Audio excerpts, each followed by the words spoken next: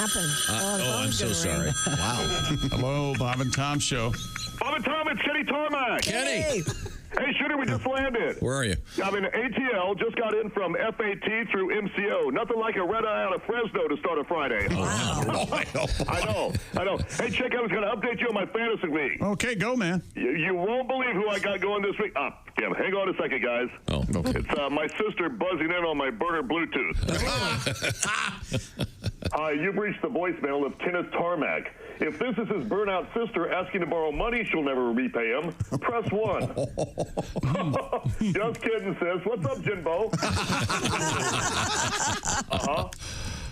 Really? Well, I'm sorry, but well, to be honest, I never liked that damn dog. No, when he humped my J. Crew khakis at Thanksgiving, remember? Well, what does the vet say?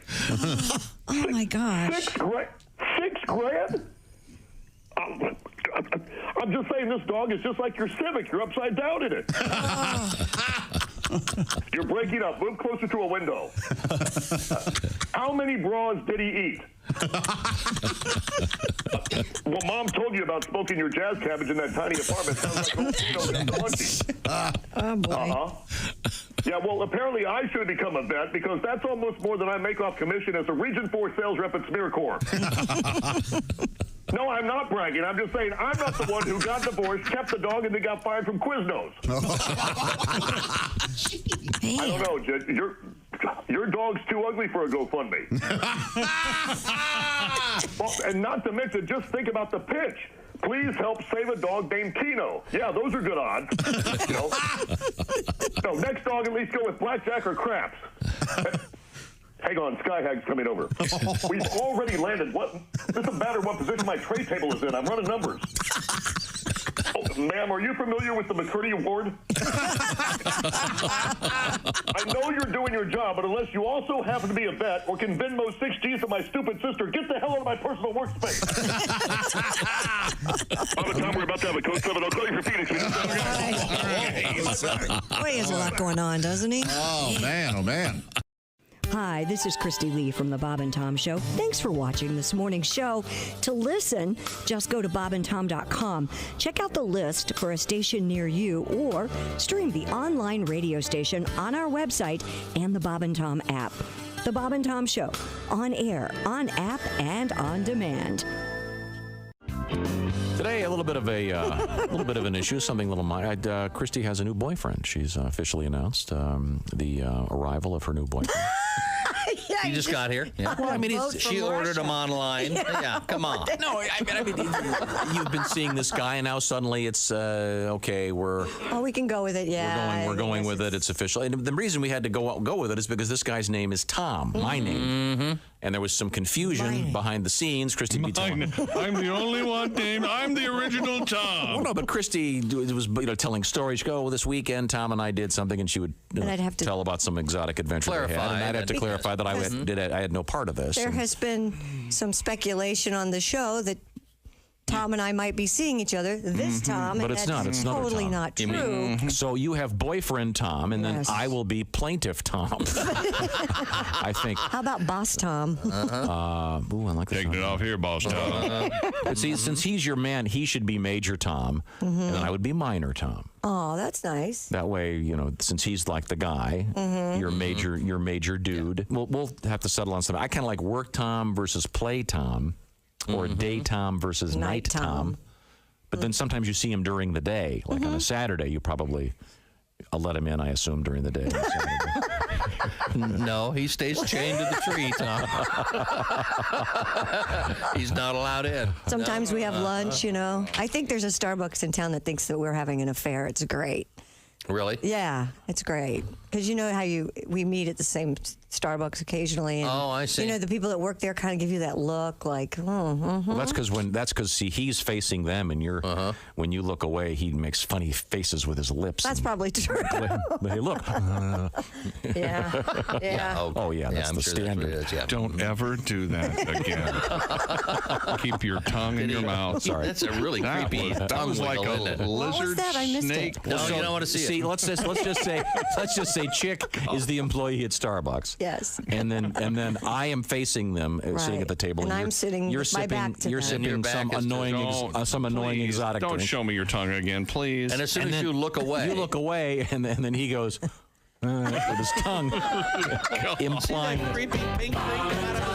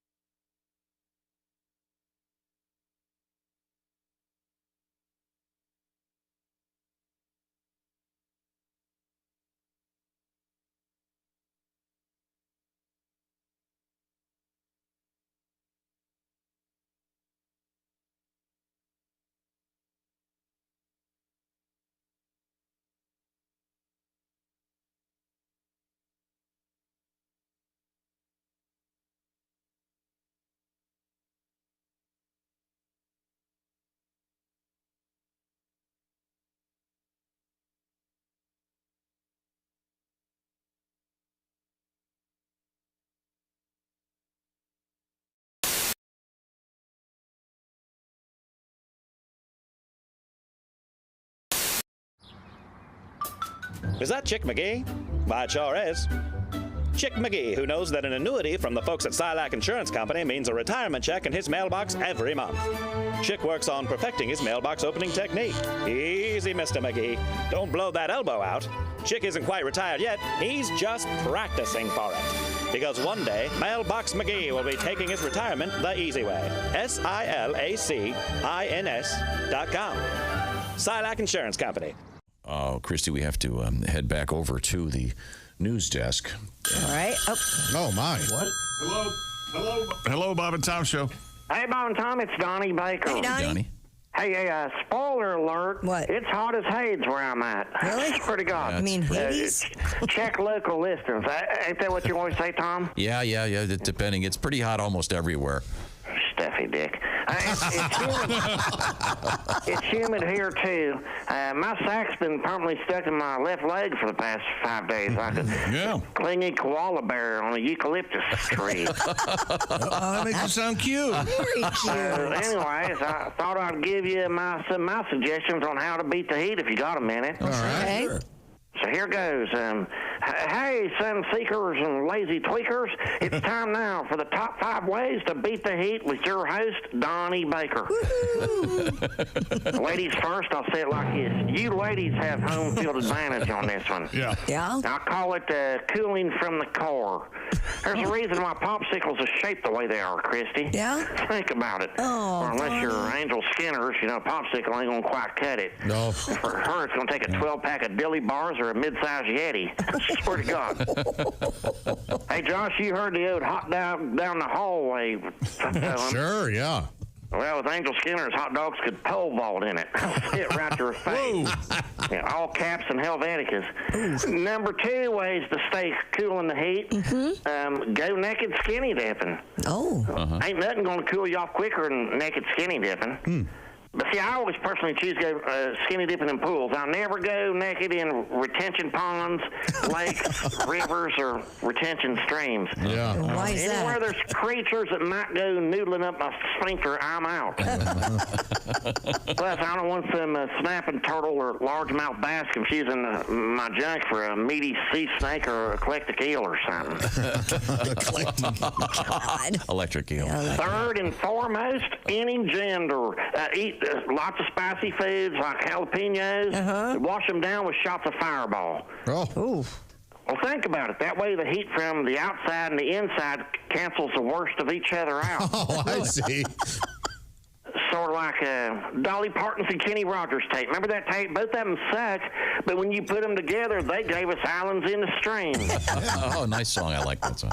Oh, by the way, that song was playing in Heather Larson's Chevette the first time I got to second base. Oh, wow. Swear to God. Have you guys seen Heather now? No, I haven't seen her. Well, she's on Facebook. Is she? She's got more babies than an unemployed possum. And to this day, I can't hear that tape without chubbing up. You love that song, do you? Speaking of chubbing up, the best way to beat the heat, keep your mind off of it. Yeah. True.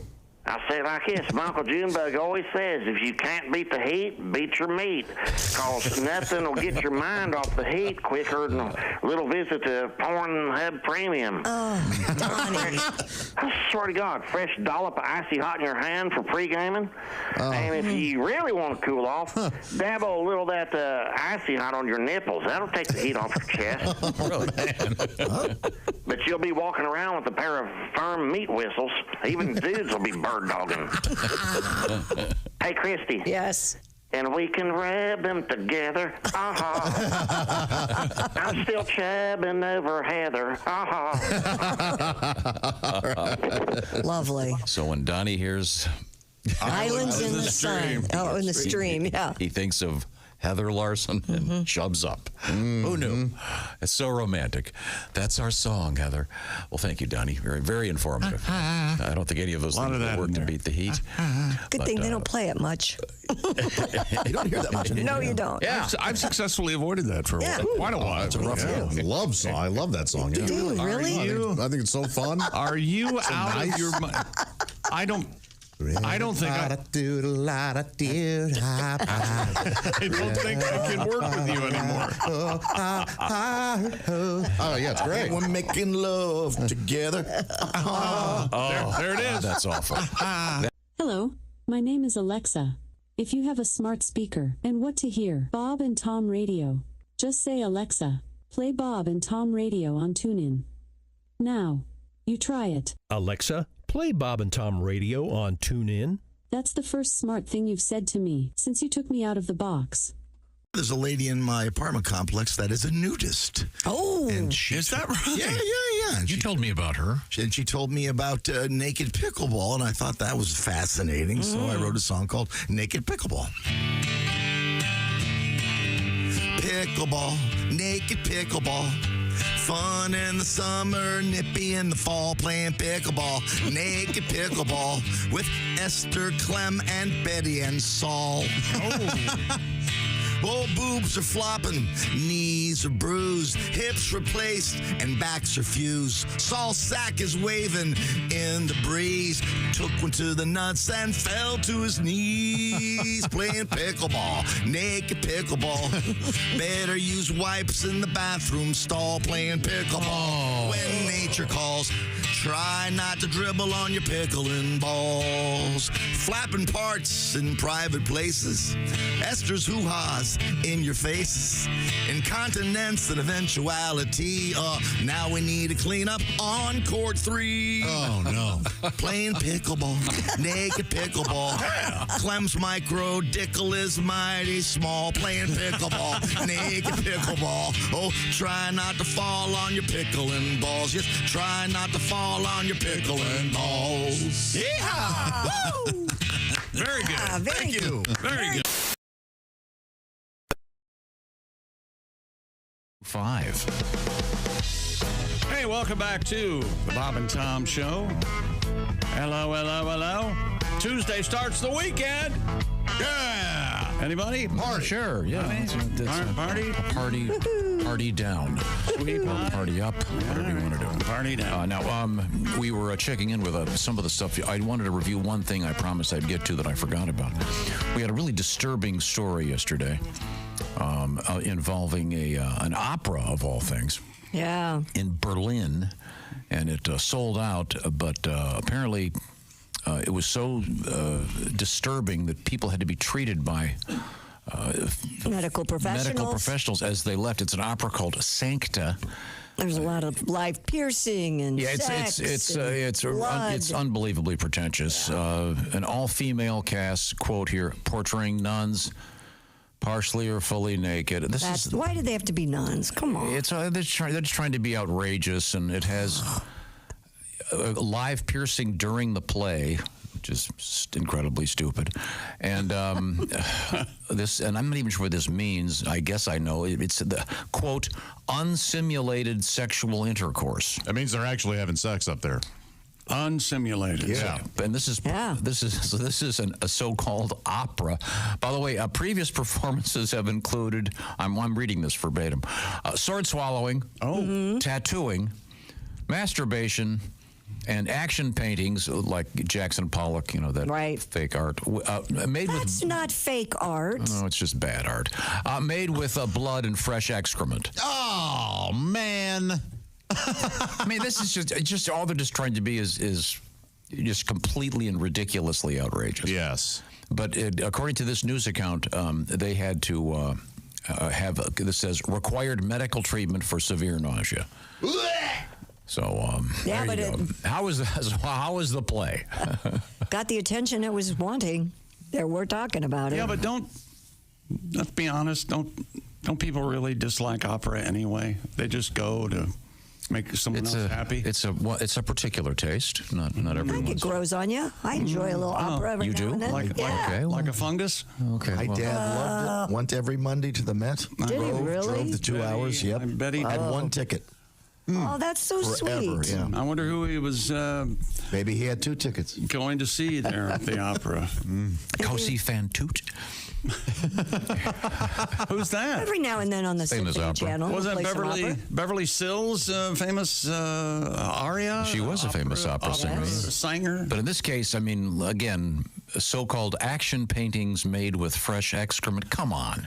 Seriously. We heard you the first time. I know, I'm just saying, this is such bad art. And they're singing in German. Can you imagine how lovely again, that is? I just say it's not over till the fat lady takes a dump. Okay. That's one of the greatest reviews, I think, of all time. When they say it's not over till the fat lady sings. That just sort of says it all.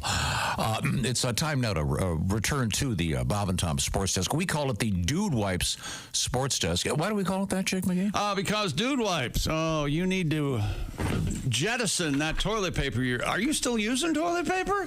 Oh, I feel bad for you. Dump that roll because wet cleans better than dry, and that's Dude Wipes, and that's just good science. Try Dude Wipes for the best clean, pants down. Yeah, it'd come like a jingle, like dump that roll, dump that roll, dump that roll, dump that roll. Dude Wipes. Dump that roll. Dude Wipes. Or we could do a song. What were you doing? I was like a trying to chant cheer or something. Yeah, that's what I'm trying to do. Dump that roll. Well, Dump that roll. Okay, well, I'm sorry. Do you want to hear a song from Pat, or do you want to do some sports? The flashy new, they call it the Intuit Dome. Are you into it? The Intuit Dome opened its doors to basketball fans for the first time Monday night at the Clippers hosted a preseason game against the Mavs. The arena has been hosting concerts since August, but this is the first time the $2 billion vision of owner Steve Ballmer has been used for basketball. Fans streamed in through the doors using facial recognition. A double-sided halo board showed photos, videos, stats, and more. And the Clippers, one of three tenants at the old Crypto.com arena, along with the Lakers and the Kings. Now, of course, the Clippers are the only tenants at the Intuit Dome. Josh, your thoughts on having to have your face recognized by a computer while going into a sporting event? Yeah, don't care for it, but that's a losing battle, I feel. I'm sure the Chinese everywhere. I'm sure the Chinese now have a profile of every single person who's gone in there. There's no doubt about that. What they're doing with it is what we need to be concerned with. People are all worried about that. Please stop it. It's too late. You should have been worried about this, 10 years ago? 15 years ago? Yeah. A Sherpa teenager. Oh, is this world record? Most people, I think, are going to like it. It will shave like 20 minutes off checking. I mean, I'll be honest. I like it on my phone. Yeah, I do. When you log into things just with Face ID. Right. But I think it'd be nicer if it also made some judgments. Oh, really? Oh, really? What do you mean, like helped you out? Like, yeah, like it'd go. Are you sure you want to do this? You'd go to turn your phone on. It would go, "Hey, Josh, maybe it's time to trim that beard." I see. Maybe or complimentary little tips. Josh, you're looking so handsome today. How about well, when thank you. How about when you sign in? Wow, you were with bald, huh, Tom? Oh. One of those, huh? Why not? Sure, that's witty. Well, I think you hurt his feelings. Just as good as you need to trim that beard. I'm just saying. Baldy. I have a weather app that does that. I insult you before they give you the weather. What? I never cared for that. Yeah, it has little phrases. It tells you how great you're doing today, or what? Just a lot of weird stuff on it. All right. It's called. I hesitate to mention this because of Tom. For instance, today it's 42 degrees and cloudy. Check local listings, and then it says, "Where's your God now?" What?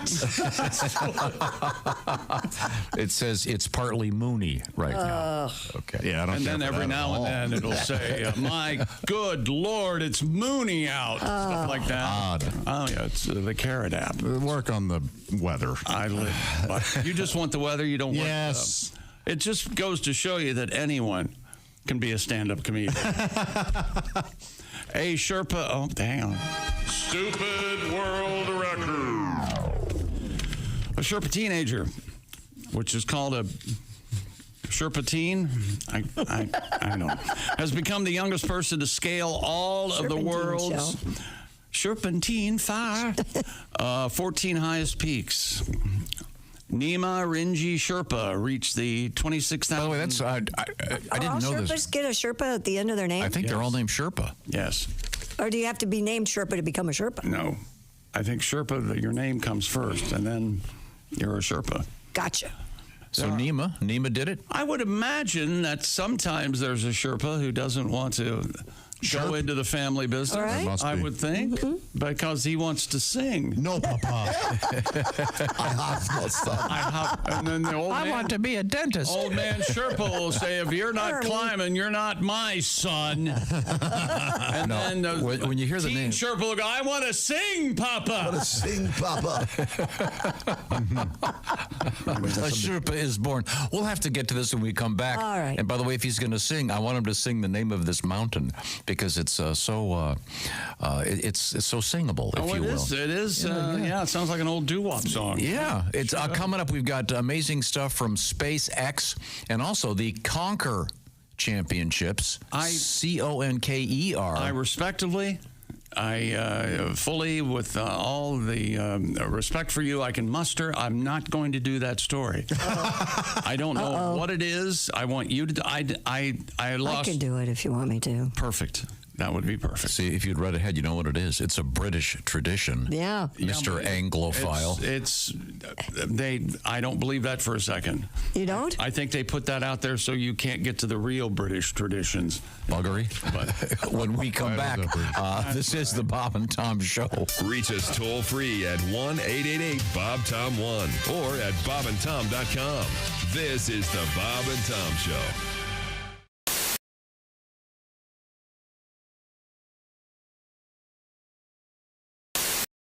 I haven't seen you much the last few years because you are like me and you have some young children. My youngest right now is 1.5, and I've got a 4.5. What are yours? The wife and I were about 18 months into a pregnancy scare. And it's boy or girl scare? This is a girl scare. It's getting downright horrifying. I got to be honest with you. She's not even one yet? She's going to be one next week, and I got a boy that's going to be a 3-year-old. Perfect. Greatest age of all time. It's like having a talking dog. Yeah, but if a dog didn't do anything you said. Just get off the chair. Can't you see I'm bigger than you? Can't you see that? Brilliant. Look, here's the deal. This is 2 kids now, and anybody out there listening, if you don't have kids, way to go. Keep doing that. We're all very proud of you for not having kids. But do this for the rest of us with kids.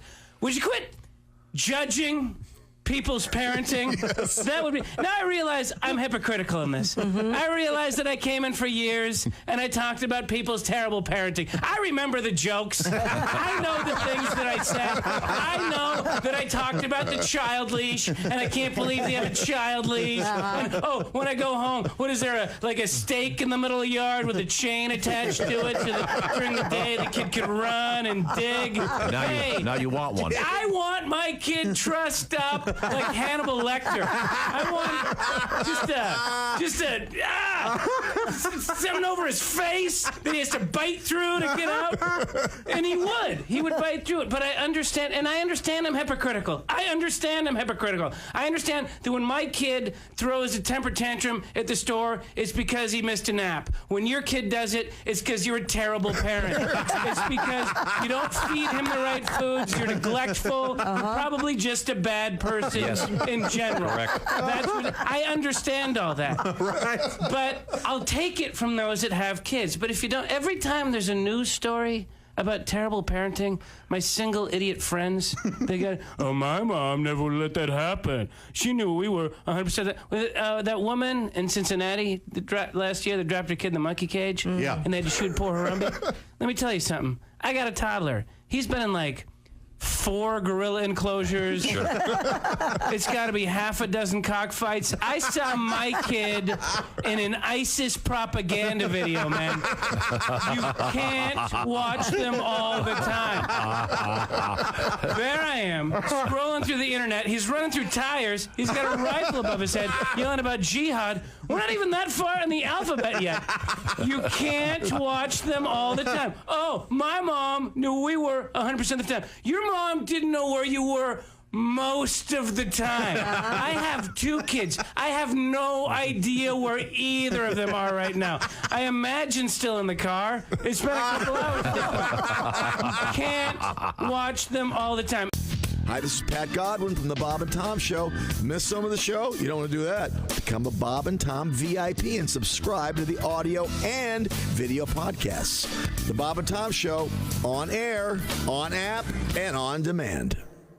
It's very personal to me. I mean, actually, I'm feeling really good, at the very, very moment. I've had my cigarettes and all that. And, but this has actually been a pretty tough year. I think it's been a tough year for everybody. And my newest thing is that every time I get a piece of mail, it's bad news, no matter what. So I finally just put a trash can in front of my doorstep and just put a little note there to the mailman just saying, please deposit all mail into this and then take it out on Mondays. But so this is just sort of a song about that. It's kind of a sad song about my life.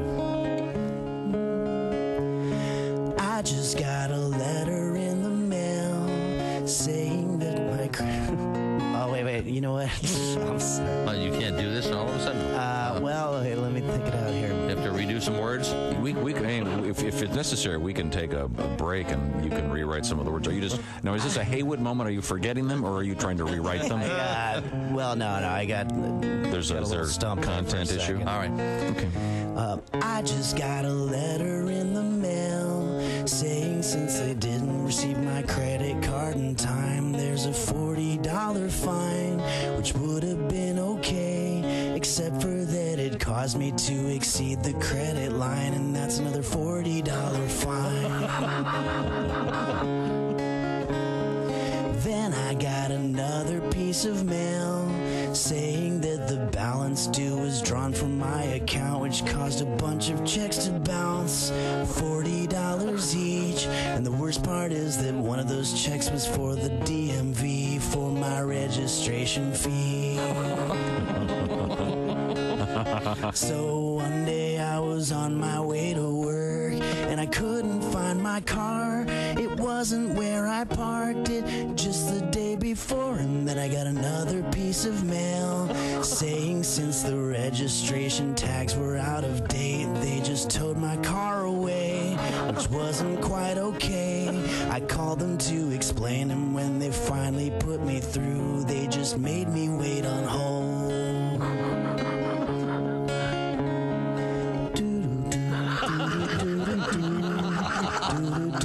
After 40 minutes I hung up because I had to go to work, but then I realized if I don't have my car, then how am I gonna drive to work? So I got fired from my job. So here I am living in a box underneath a bridge in a quiet little town, and I take a look around and things are quite okay. I don't have any bills, and the best part is that I don't get any mail. Henry Phillips.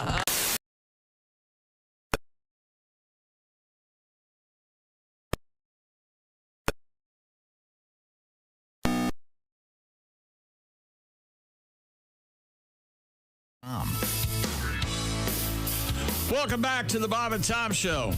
At the Silac News Desk, it's Christy Lee. Hi. There's Pat Godwin. Leave my stuff alone. Hello. If you, See, this is why we don't have Pat in the room all the time. He's handsy. If you remember when you were like second, third grade and the cute girl was sitting in front of you and you pulled her pigtails, that's what Pat's doing to Christy right now. You're really something. Is cute. You're really something. I wrote on the back of one of your cards. Am I supposed to check yes or no? I think there's only 2 yes. Move it along. Come on. We got Josh Arnold at the we're having fun laughing. We don't have time for that. No. I forgot. Josh Arnold, the I Hate Steven Singer sidekick chair. There's Ace Cosby. I'm Chick McGee. Hello, Tom. Thank you very much. Now we'll do it at full volume. We have a contest up and running each week. Nobody likes you. It's called Bob and Tom Pigskin Picks. Someone's going to win themselves a $500 gift card from Steven Singer Jewelers again this week. Now, the new week is about to start, and I'd like you to log on. It's already started. bobandtom.com/contest. Do it right now. Pick the winners because this thing closes up every Thursday evening with the Thursday Nighter. So you've got time to do it right now. bobandtom.com/contest. Just pick the winners. Don't worry about the spread. Our winner will also get to pick against Chick McGee in the famous Shoe-In of the Week. When we last left you, we had a Sherpa teenager somewhere over near Mount Everest that just set a world record. Is that correct? Nima Rinji Sherpa reached the 26,335-foot summit of Mount Shishapanga. Ooh. Shishapangma. S-H-I-S-H. Shish. Yeah. A. P-A-N-G. Pang. M-A. Okay. Shishapangma. Shishapangma. Sounds like it does sound like a song from way back when. Can you just say it normally?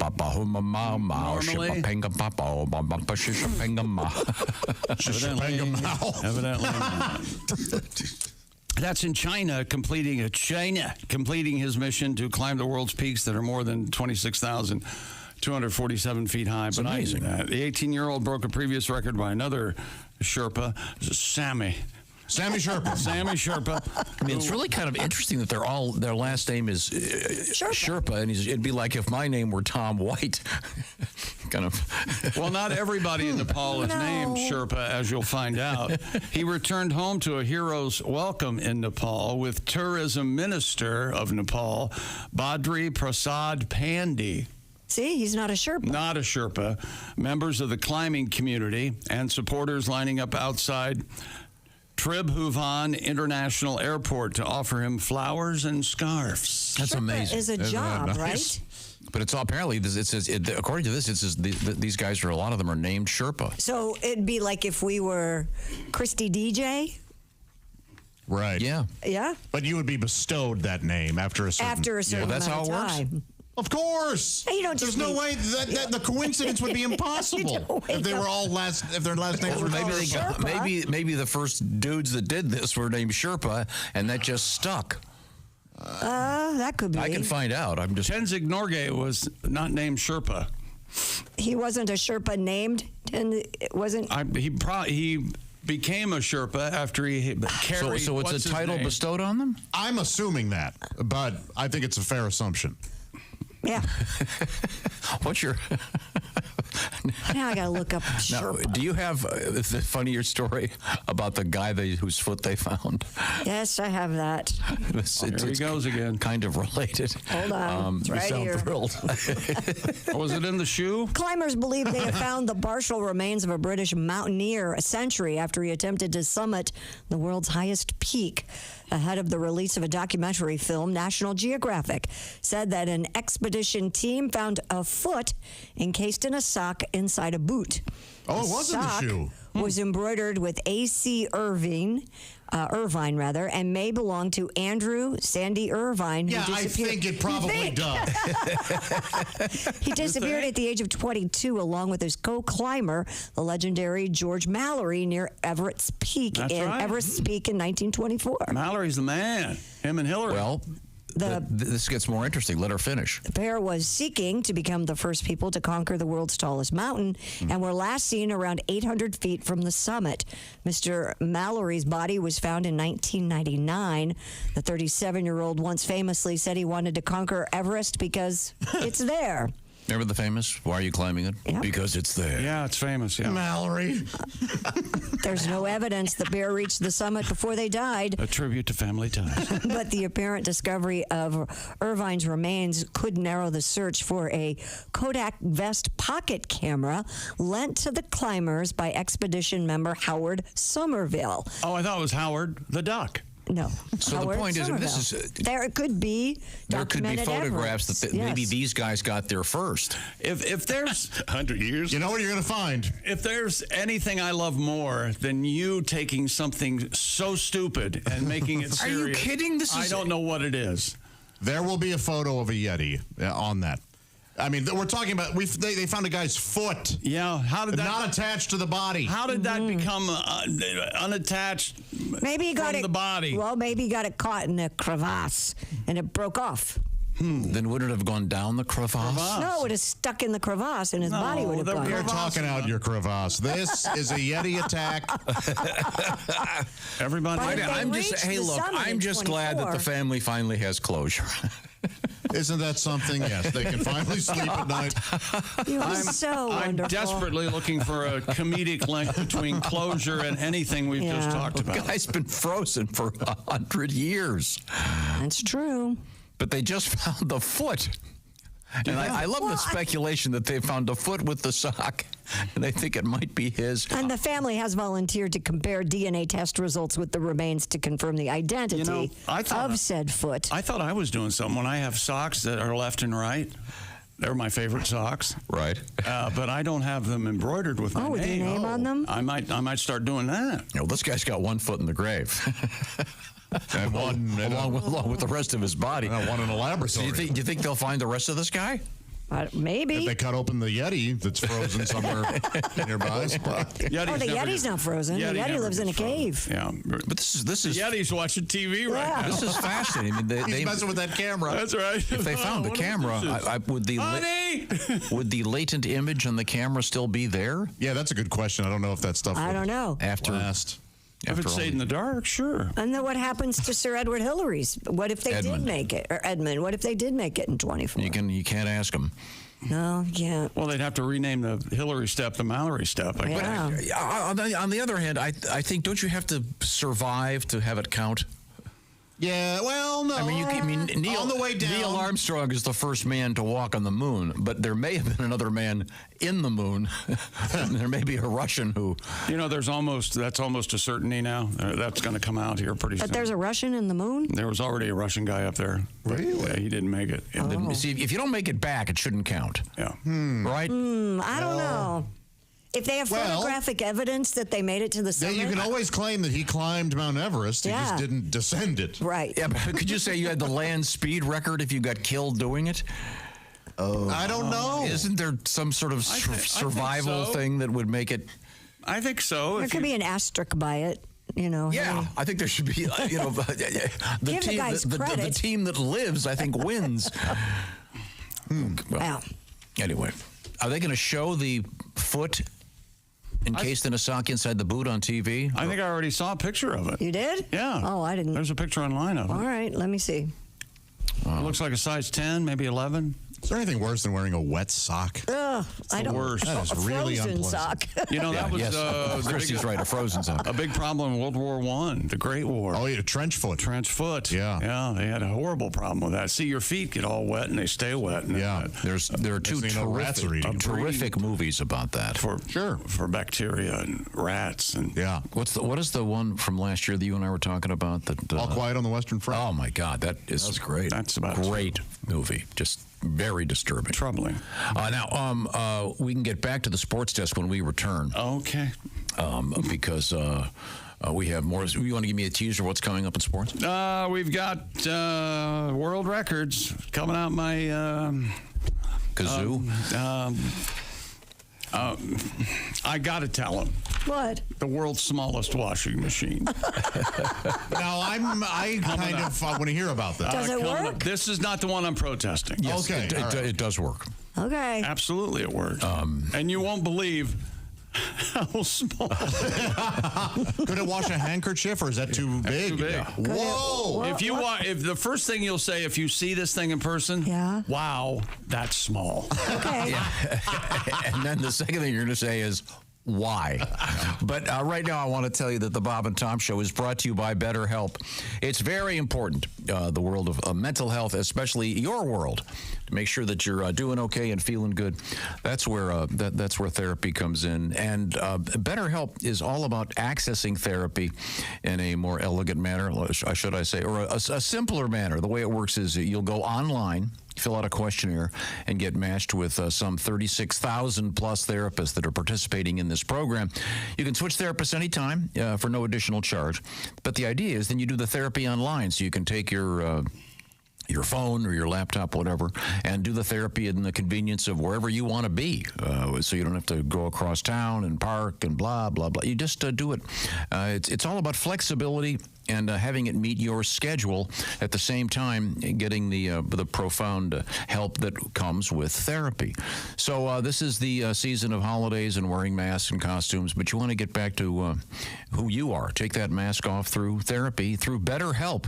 Visit BetterHelp.com/BT Show today. The BT Show part knocks 10% off your first month. Once again, BetterHelp.com/BT Show. That's BetterHelp, HELP.com/BT Show. And it's a lot more convenient, and the importance of therapy can't be stressed too much.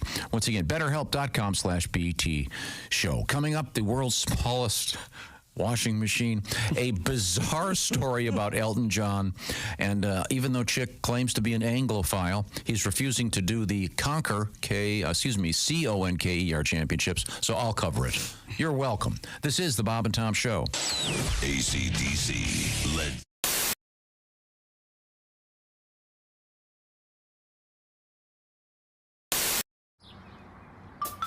Is that Chick McGee? Why, it sure is.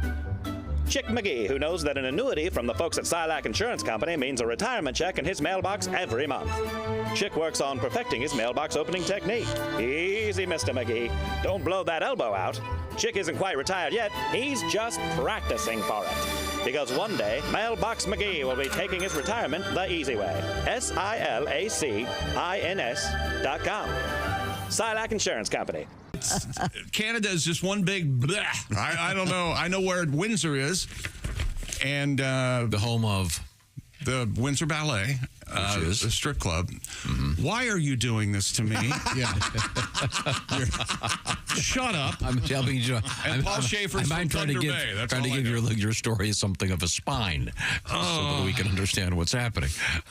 Well, I'll see you tomorrow. Yeah, thanks, Tom. No, you're saying. Thanks, everybody. I don't know what happened to Chick. Well, you were acting like a puppet master and putting words in his mouth every. Oh, would that upset him? Yeah, I think it probably. Well, see, because this gets to my fundamental beef about naming teams. Why are they called the Los Angeles Lakers? Because they were the Minneapolis Lakers and they didn't change the name. Grow up, read a book. No, so were you assuming that the Edmonton Oilers used to be in Houston? It's a fair question, Chick. We don't know. I'm sorry, I missed your question. You were asking why they were called the Edmonton Oilers. Was there oil there? American students are woefully undertaught about Canada. Yeah. We should know a little bit more about it. Certainly are. It should be one big country. Why can't we annex Canada? It's real close, I hear. Northern. It's real close, yeah. Northern America. Yeah, you hear all about Mexico almost daily. Nothing about Canada. You know the weird thing about Canada? Michigan touches Canada. Yeah. What? Also Wisconsin. Also Washington and Maine, I guess. Figure it out. Let's get one state, one border. But as far as I know, that's it. No other states touch Canada. So what you're saying is that's where we're building a wall? I'm not saying anything to you. I'm not speaking to you. You're saying we're building a wall. Shut your mouth. Talk to Josh. Get off my ass. Not today. Get off his ass. Not today. Take your pick. Where we lose Chick, 601. Oh, fake anger? Oh, no. Oh, no. Fake today. Coming up. This is real as the heart attack I'm planning. And then you did what? To who?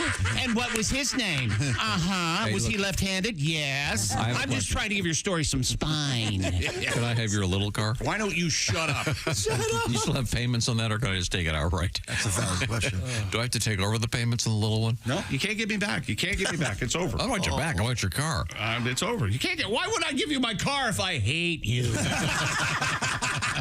Why? I think there are a lot. Why? A lot of people who've gotten divorced that have given away some really nice cars. Fired up already, didn't you? Oh God, I got the papers. After I bent over backwards to put you on the poster. Oh no! Oh my God! Let me tell you something. This is a radio show. Every now and then we're on YouTube, or all the time we're on YouTube. I don't know how it works. Something about zeros and ones. I don't know. Sure. If you spent 1/10 of the time This is serious. If you spent 1/10 of the time you do making posters, we would be on whatever. Everybody would have to listen to us. It would be a government mandate. That's the kind of North Korea crap we have to put up with because of your stupid effing posters. No, I can have it redone without Well, you in he's it. very. I would love to see that. I can get that done. Please. That's one click. I bet you can't without hearing the history of the trumpet. I bet you can't do that. But you go ahead. Our art director plays the trumpet. It's a very nice poster, and you'll be able to see it if you're joining us in Iowa coming up. Yes, it's a poster. Osceola, Iowa. Oh, you're gonna do the radio show or anything? You're gonna have fun? You're gonna laugh? Well, yeah. But there's a poster. He slaves over them. There's a poster. We'll be signing it. Pat, there's a poster. I know, for our it's perfect, fans too. I'll stand over Chick's shoulder when he signs It's it. like CHICK. it's like a playing card. Can we make him any smaller? I don't know. Wow. I got this poster. We'll move an actual poster. Oh, there it is behind it. Okay. The larger ones are being printed today. Sure they are. Sure they are. Chick, well On done. unborn panda pelts? Is that what you're making them out of, right? What is wrong with you? Nothing. I'm doing just fine. Stand out. Don't look at me.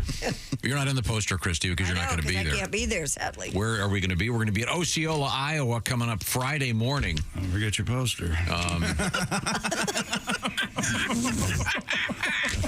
Oh, now Tom's going to get really mad. No, no, That's never happened before in my life. I have time to.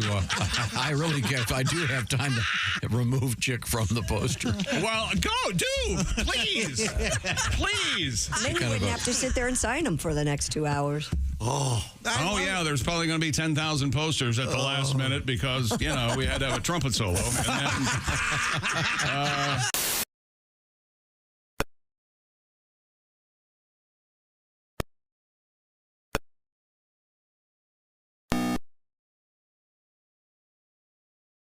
Tom Show, Christy Lee at the Silac News Desk. Yo. There's Pat Godwin. Hello. Jess Hooker joins us. Hello. There's Josh Arnold.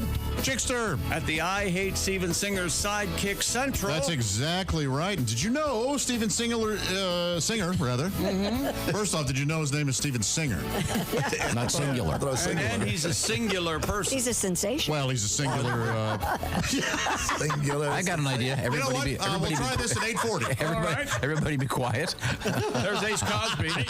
I'm Chick McGee at the Dude Wipe Sports Desk. Dump your roll, that toilet paper roll, because wet cleans better than dry.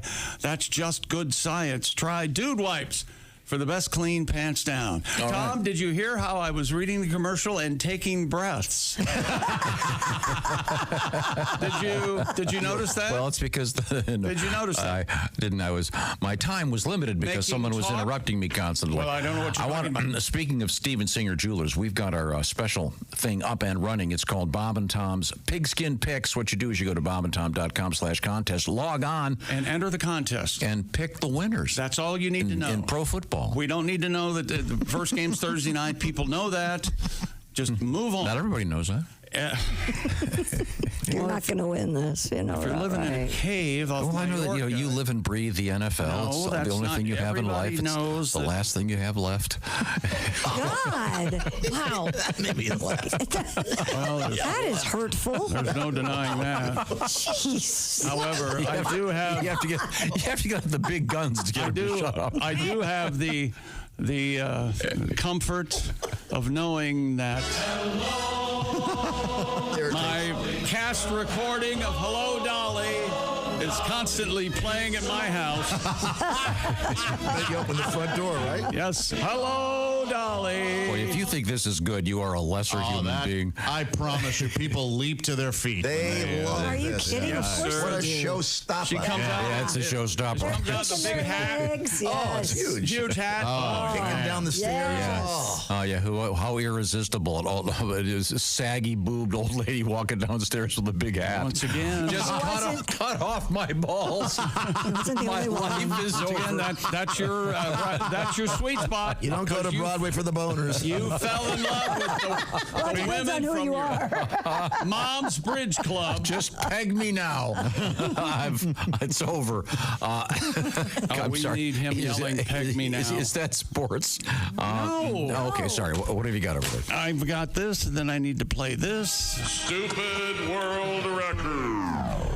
A man in India has created the world's smallest washing machine. Mr. Sebin, S-E-B-I-N, Saji, crafted a functional washing machine measuring 1.28 by 1.32 by 1.52 inches. So this thing's slightly bigger than a golf ball. Wow. I think it's smaller than a golf ball. So what can you wash in it? Guinness World Record noted that the device weighs just 25 grams, which is slightly heavier than 2 Oreo cookies. Normal stuff. All right. Mr. Saji's tiny washing machine is capable of running a full cycle. Wash, rinse, and spin. What do you hook that up to? A really tiny water hose. Yeah, but get the metal one so it doesn't burst. How cute that is. On video, the funniest thing is him putting the detergent in it. Oh, come on. Yeah. All right. It's you can see there's a set of batteries near it that it runs off, and the batteries are twice as long as this thing is. Yes. It's tiny. It's simply in a country that What's hasn't. the point? Yeah, in a country that really hasn't perfected the flush toilet, they've got this guy. I think they've got that down, you ugly American. We'll take a look. See. Spoken. I'd love to go to India. Have you been to India? No, and I never. One of my really good friends is from India and goes back like for 6 months out of the year, and I'd like to go with him at some point. You should go. Yeah, I'd love to. See the Taj? Our guest from yesterday, Nick Novicki, has one of those washing machines. Party at the. He's a little person. He's not letting it go. Even though the guy's gone. Yeah. You're right. And did you hear him guy's yesterday? gone. Did you hear him yesterday? He was making cracks like that, and Nick, God love him, he was trying to laugh to make us feel comfortable. No, he was hurt, and Tom looked at see, he gets it. What else can he do? Cry? Yeah, that did happen. He didn't have any options. Tom goes, he likes it, and Chick goes, what else is he supposed to do? Sit there and get mad. Headbutt you in the nuts? You're just, I said this 30 years ago. He's a bully. He is a bully. Just a bully. He was bullied as a We had kid. fun. The man's bullied. He's been I'm just bullied. saying, Josh, if you're going to go to India and you want to use the toilets there, take some Febreze. That's a little rough. Does it smell? Standing over a hole and just using your left hand as dude wipes. Yeah, I'll be taking more than Yeah, you might want to. Is that sports? No, we have a special correspondent. More than 200 people took part in the World Conker Championships in the UK. The hell's this? According to the BBC, Josh, the event saw participants go head-to-head using horse chestnut seeds, a.k.a. conkers, It's getting threaded on a string stupider and stupider. Try and smash their opponent's nut. I thought you'd love this, chick. This is a very British thing. Are they hitting the nuts They're or each swinging other's it. heads? They're like, remember those things we had as a kid that had the plastic big round ball on it? Clackers? Clackers. Yeah. It's kind of like that, only you've got one, and you're swinging it at your opponent, trying to crush his nuts. So they're like a little tiny mace? Yeah. Yeah. So you're trying to hit him or Hit the nuts? the nut. Hit the nut. You're supposed to hit each other's nuts. Imagine like a heavy golf ball on a string. I got it, Tom. Okay. David Jenkins won the annual title for the first time after competing since 1977. Oh, that's ridiculous. But was found to have a metal replica in his pocket when he was searched by organizers after his victory. So they're cheating. The 82-year-old retired engineer denied using the metal variety in the tournament. Not mine. A spokesperson for the World Conker Championships, a St. John Burkett, said the cheating claims are being investigated. Yeah, these horse chestnut trees they're a good size, bigger than an acorn. They're pretty good size. The winner. It's from Indianapolis, actually. Indianapolis, USA. Yeah. Kelsey Bassembach. 34-year-old. He or she is Kelsey. It's probably a man. Yeah. Could be a girl. The overall champion of this year's competition. So congratulations. A conquering hero. And raised Kelsey has to be a man. a lot of money for charities. Did you over say this England. requires nuts? Oh. They're on a string. They could be sometimes I feel like mine are. Nuts on a string. Nuts on a She's in charge of my life. on a rainbow. Balls in her purse, nuts in a string. Hello, Dolly's got nuts. Do you think you could actually sit through Hello, Dolly? Yes. Absolutely. I've sat through it a million times. Were you in it? No, I had to watch it though. I sat through My dad directed it. I sat through a musical representation of Moulin Rouge that wasn't the Broadway play or the movie. Oh, don't you love the movie? I love the movie. I'm with you, Chick. Top 10. Top 10 movie for me. I do not say top 10, but it's great. It's a fun movie. I'm going to say top 5. Oh, I love that. Moulin Rouge. That's great. Not one of my top 5, but it's a terrific movie. What I watched was a mess, but my daughter enjoyed it. So honey, this is great. There's nothing like being bored. My grandparents drugged me to see Carousel. And I don't know. All those Carousel. 13 and Showboat. And Itchy. Yes, I had to see Showboat on Broadway. South Pacific, all these South Pacific is great. Dated show. Showboat had two cool things. Old Man River, of course. Sure. Yeah. And the boat. I know. Because they built, like the set was unbelievable. It was actually turning and things. Yeah, it was incredible. Yeah, that was good. The rest, my God, I'm so bored. I remember going to see Jesus Christ Superstar. Now. Saying to someone, hey, look, I hope they get the crucifixion before the halftime. I want to get out of here. I love that. I love that too. Loved it. That got me as a kid. I've never seen that one. I'm aware of some of the songs. Well, it wasn't really. Tell me what's happening. What's the buzz? Tell me what's happening. The actual content of the play wasn't the problem. It was one of the actors, may or may not have been Jesus, who was a little ham-fisted. The Sebastian Bach. I would think so. Yeah. That's not Ted Neely. Ted Neely's the only Jesus. Yeah, the ultimate Jesus. Come right on. there. Isn't he still doing it at the age of 75? He was. I don't know if he still is. Isn't there are guys who was it Michael Crawford who was the Phantom for 97 years? Yeah. It's a good gig. And you're good. Exactly. Go for it. Is that sports? Nope. Extra. NFL owners today are expected to approve former superstar quarterback Tom Brady to become a minority owner of the Las Vegas Raiders. He also already owns a small stake in the WNBA Las Vegas Aces. National Football League owners expected to approve Brady as minority owner of the Raiders today as part of the owners' meeting. Tom, don't you come from a long line of minority owners? The value of the Raiders estimated to be almost $8 billion. And what do we know about this, Tom? With Tom Brady being a commentator, he's commenting on NFL games. He's going to be limited to what he can do as a broadcaster, becoming a minority owner. Isn't he getting... He won't be able to take $250 million to be a broadcaster? He won't be able to. Well, I'm just telling you. He won't be able to do Raider games, right? He's not going to be able to do anything. He can't go to the meetings, the production meetings. We had that story a couple months ago. Do you think he did this on purpose? So he can skip the boring parts? Yeah. He might have to get out of his contract. Yeah, he wants to quit. Yeah. Have you heard him recently?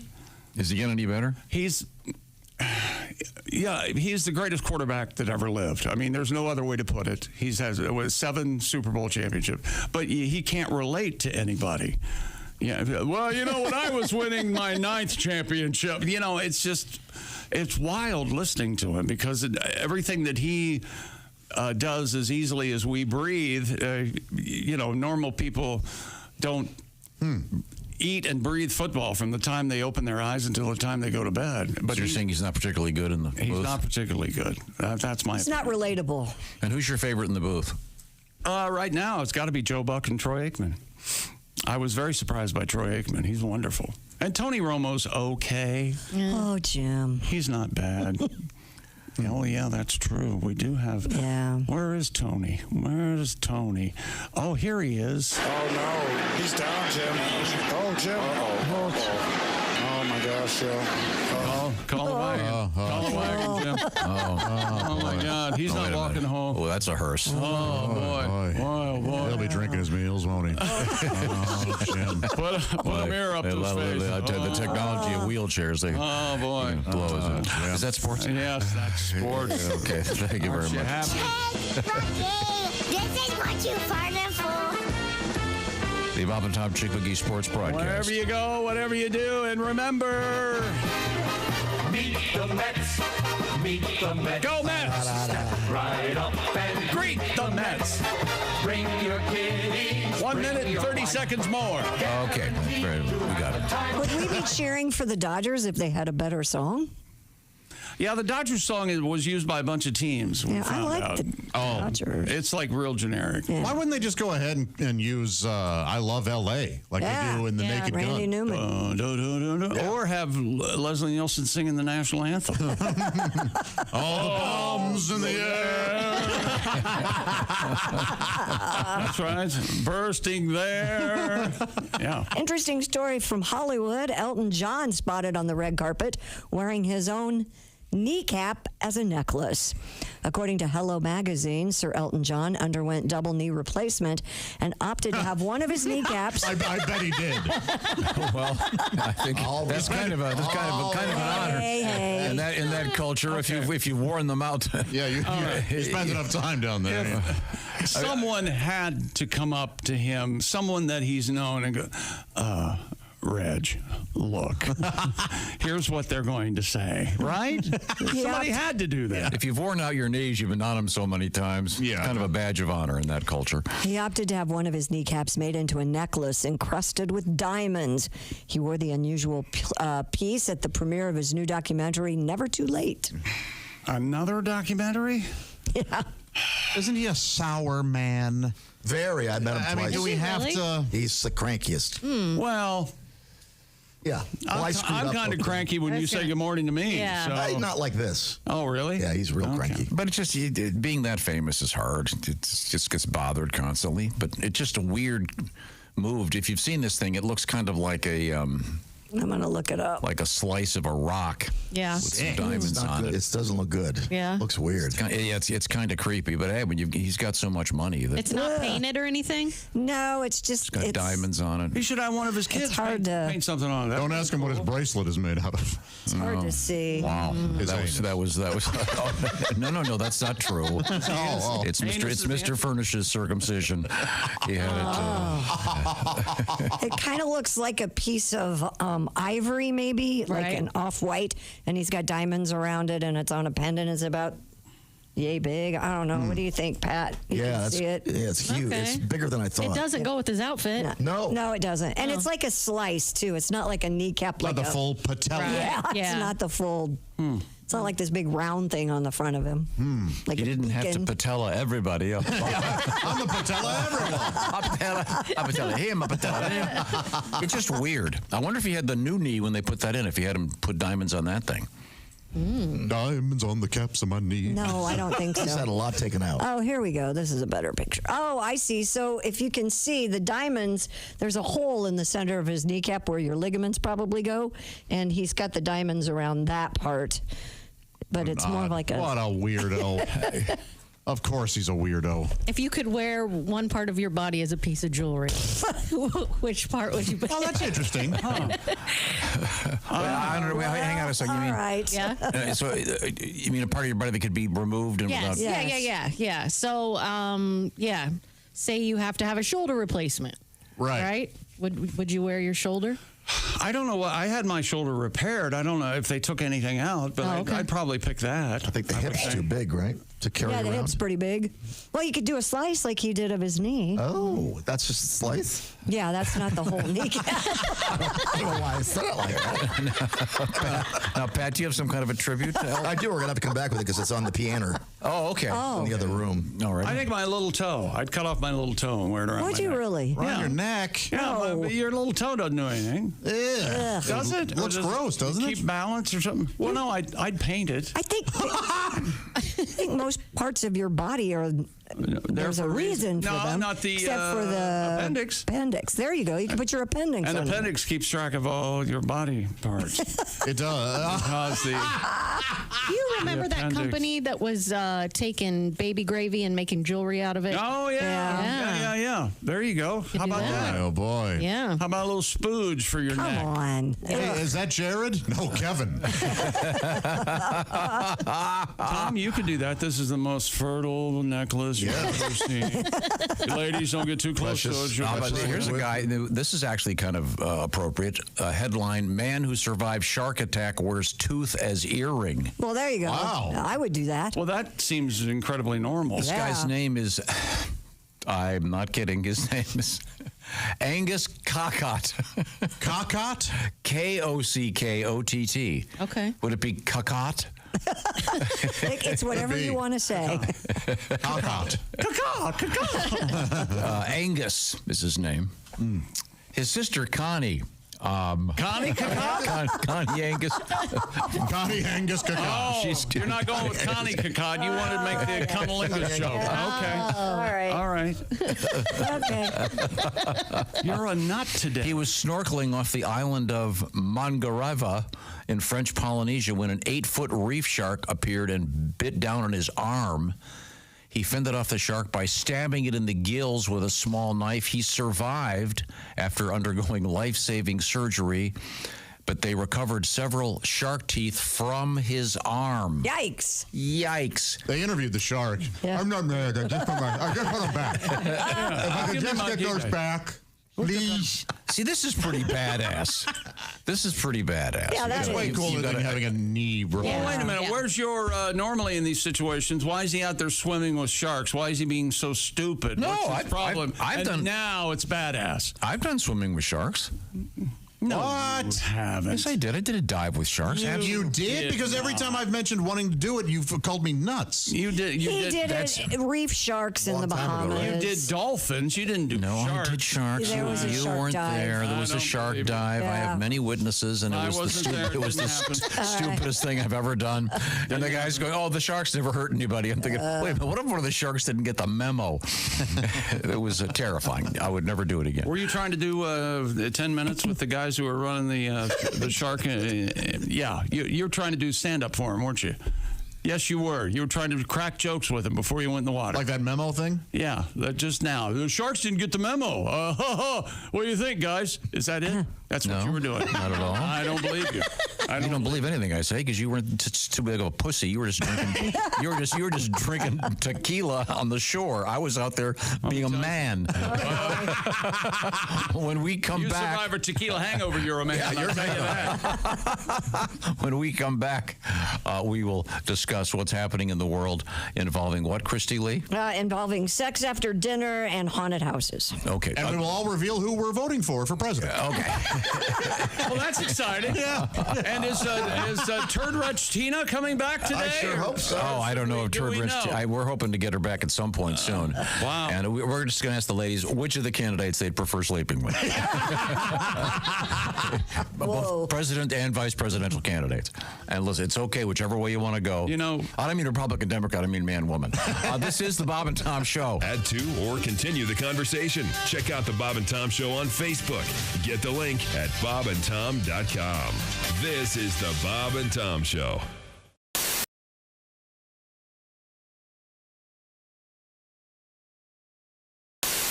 The great thing about my mom's bridge club was she would make delicious desserts for the ladies. She didn't have the Brock's Bridge mix. That was always my favorite. No, she'd make apple pie. She'd make apple tarts. Oh, she was amazing. Yeah. I forgot about bridge mix. Oh yeah, my grandmother used to have that. Man. Bridge Did you ever bang any of your mom's friends in the bridge club? Come on, man. You know you fess did. up. No, Did you at least think about him while you were learning about it? Who was the oldest woman you slept with? Can I write down the joke I wanted to? Hang on a second. Who is age? Just the age. A gentleman never discussed. Oldest woman you slept with. Or how many years older was she? Than you. Was it an old whore? Just get flat out. I want to apologize to the members of my mom's bridge club if any of them are still alive. I didn't say it was them. I said it was you probably employed a whore. That is completely false. Oh, God. You've never had sex with someone. I never normally do this, but I would like to partake in one of your Excuse me. women of ill repute. If you don't mind. Excuse me. Who's the oldest? Ruth, I understand you're quite good. Do you have a Millicent on staff? Or Is there a QR code? No, I understand. This is a cash only proposition. I just returned from the haberdasher. Does this include the tip? Or probably get a lot of tip jokes, I guess. If you want more than the tip in, it costs extra. I get it. I know. Can we get back to Bridge Club? It was a Bridge horror. Club. I know it was. I could tell when I hit on something. You banged an old whore. That is like a just sailor not true. on leave. When you were 18, 19. You learned about And love. she was 30. It's all lies. She kept saying... No, she was like 58. It was like Brighton Beach. Get over here and let Mama hug you. Yeah. Yeah, that's Over here, honey. Yeah. Kiss Mama. A young Jonathan Silver. Stick your tongue out for mama. At the end of my shows, sometimes people will, shout out a request or something like that, which is very flattering. And, you get to do some bit that you haven't done in a long time. And it's kind of fun sometimes to knock the dust off something that you haven't done and do it again, Yeah, I think it's really cool. I recently had somebody yell, hooked on phonics, which I hadn't done in a long time. And it's fun to go, oh, man, I haven't done this bit like in, years. And that was the bit from the commercial. Do you remember the Hooked on Phonics girl? Yeah. The little girl with the braces. Hooked on Phonics, work for me. Yeah. And I always wondered, what if she applied what she learned and she couldn't get the commercial right, Hook it on phonics, work it for me. Hook it on phonics, work it for me. Okay, cut. We're not going to move a lot of tapes like this. No, we're not. I'm telling you. Brian Regan, the best comedian. Tim Allen is here. He goes, oftentimes, you hear this a lot. Yeah, oftentimes the technology they learn here at the race is translated into your family car. And I went, yeah, right. This year, the Chevy's offered the Indy Celebrity, a 900 horsepower celebrity wagon. So I'm like, gosh, George, this thing's really got some pickup, doesn't it? I got to the kids to school in about 6 seconds. We're having lapping practice next week with all the other girls' PTA. She's running the Offie. I'm doing the Buick. And Betty's got the Chevy High-Tech. I pulled the trailer right out from under the boat, George. This baby's got some guts to it. Love Sears. Do you? It's the Craftsman tool department makes my nipples rock hard. She always figured we should grunt like pigs. The little primates you are. Don't speak to your mother. You grunt like the pigs you are. Ever try to take a steak away from your husband? Here, honey. We're trying to grab meat from a man mower just like dogs. I like going through the house rewiring stuff. That's my favorite thing. One of those big tool belts. Yeah. 2 cordless Makita drills hanging low. But you gotta know how to wear it, otherwise your butt crack shows. You know what I'm saying? Hey, what is that, a pencil hole over there, Bob? I'm gonna hike that up. I got some spackle. I'll figure out that butt crack. I got some DAP butt crack filler putty back here. We'll just fill that crack right in there, Bob. I got kids eating food in this kitchen. Get out of here. Go to miter me a dovetail out there or something, Bob. I just cruise around my house like Bob Vila, with a bad headache. Just looking for stuff. I noticed Grandma's Easy Lift chair isn't moving quite as quick as I'd like it to. So I popped down the hardware store, pick up a compressor, some hose, some coax cable. I wire that sucker up. I forget Grandma lost some weight in the years I look at it. Got the 140 pounds a little too high, isn't it, Grandma? Shot that bitch halfway across the kitchen there. Doilies following her. Sorry, Grandma. I'll dial that baby down as soon as I rewire Grandpa's hearing aid. I got a preamp on that son of a bitch. Comedian Tim Allen. Oh, God. Now that's manly. Presiding over a symbolic condom roast in his Catholic church's parking lot in Waterbury, Connecticut. Yes, I love those. The Reverend Joseph Looney protested. Mesquite condom roast. Very tasty. I'd like that blackened, please. It makes it look bigger. And they look so good at a shish kebab, too. A little pepper, a little bell pepper, condom, tomato. What's the name of this reverend? Oh, Reverend Joseph Looney. I'm not kidding. Unbelievable. I'm Casey Kasem, and here's the American Top 40. Is it just my imagination, or is my head just a bit too big for my body? And here's my wife, Karima Kasem. Show him the Top 40s, honey. Hi, this is Chick McGee from the Bob and Tom Show. Thanks for watching this morning's show. To listen, just go to bobandtom.com and check out the list for a station near you, or stream the online radio station on our website and the Bob and Tom app. The Bob and Tom Show, on air, on app. Hey, welcome back to the Bob and Tom Show. Yep, we're right in the middle of a full-grown adult argument. I forget what about even. You were skeptical of the shark dive that we went on because you weren't there, because you were getting sauced on shore. The point is... Josh Arnold is at the I Hate Steven Singer Sidekick Central. Here's something you can't argue about. Steven Singer is a jeweler you can trust. He stands behind his jewelry with the best guarantee in the biz, a full 100-day, 100% money-back guarantee. Steven Singer Jewelers, IHateStevenSinger.com. Thank you very much, Josh. Mr. Godwin had been invited into the big room. It's like a Thanksgiving. He was always at the kids' table. But then he farted, and we asked him. Sorry. How many times do I have to say it? Loud. And now he's what he's doing is he's on his way. See, he's already leaving for Mason City, Illinois, where he will be this Saturday evening. Is that correct, Pat? Yeah, Saturday. The man, the guitar. But we had an interesting news story about Elton John, who you have met a couple times, I understand. Twice, yeah. Elton John, apparently he had double knee replacement surgery. So he had a slice of one of his kneecaps taken to a jeweler, rimmed it in gold, and then in the center... So he got a rim job, did he? That was one of his albums, Rimmed in Gold. Rimmed in gold. You can buy a shell that's already made into a necklace. It's on brand. Like he's a weirdo. I love Elton John, but he's a weirdo. Okay, well, now, Pat, you have a tribute? Yeah, how's your volume over there? A little too loud? Is that good? Sounds good. All right. I had hip replacement surgery. In 87, got a tonsillectomy. Took out my prostate, my heart is bad. But I gotta stick around, because I'm an older dad. If you thought the duck suit made me look like a fool, and the sunglasses covered in those gaudy jewels, well, girlfriend, you ain't seen the last of me, because I'm taking all my old parts and making jewelry. Don't you know, I'm still standing thanks to brand new knees.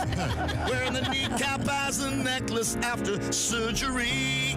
Oh, I'm still standing and I may go blind. Asking for the pieces of my body that they left behind. I'm still standing.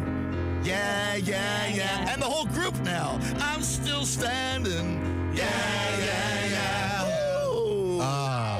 Elton John's best song. Maybe.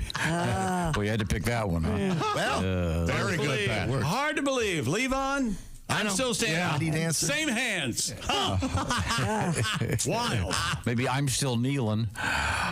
Once again, both knees replaced. Mm-hmm. Wow. At the same time? Ouch.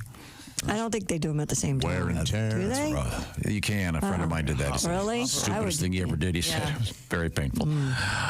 Okay, well, let's move forward from there. Christy Lee, what have you got over there at the Silac Insurance News Desk? An article from The Guardian offers some ways you could be spoiling your sex life. Here's one. You're waiting until after dinner to have sex. Ah, yes. Sex educator Joan Price says having sex after dinner could make Joan it Price. harder to get aroused and to reach orgasm because blood flow is being directed toward your stomach. Exactly. Your digestive system rather than your genitals. Yeah. Wasn't there a famous song from Josh Arnold about this? Yes. In fact, we're coming up on the Thanksgiving season. I'm sure we'll hear it. She suggests having... Too full to fornicate, I believe. Well, yeah, if it were up to you, it would say that. Remember, he was so nervous about words like wang and ruined my song. Yeah, he How did I ruin your song? I didn't touch it. You put unnecessary beeps on it. Yeah, that's true. Oh. You really ruined it. I forgot. Oh, by the way, thanks for paying for having that made for me.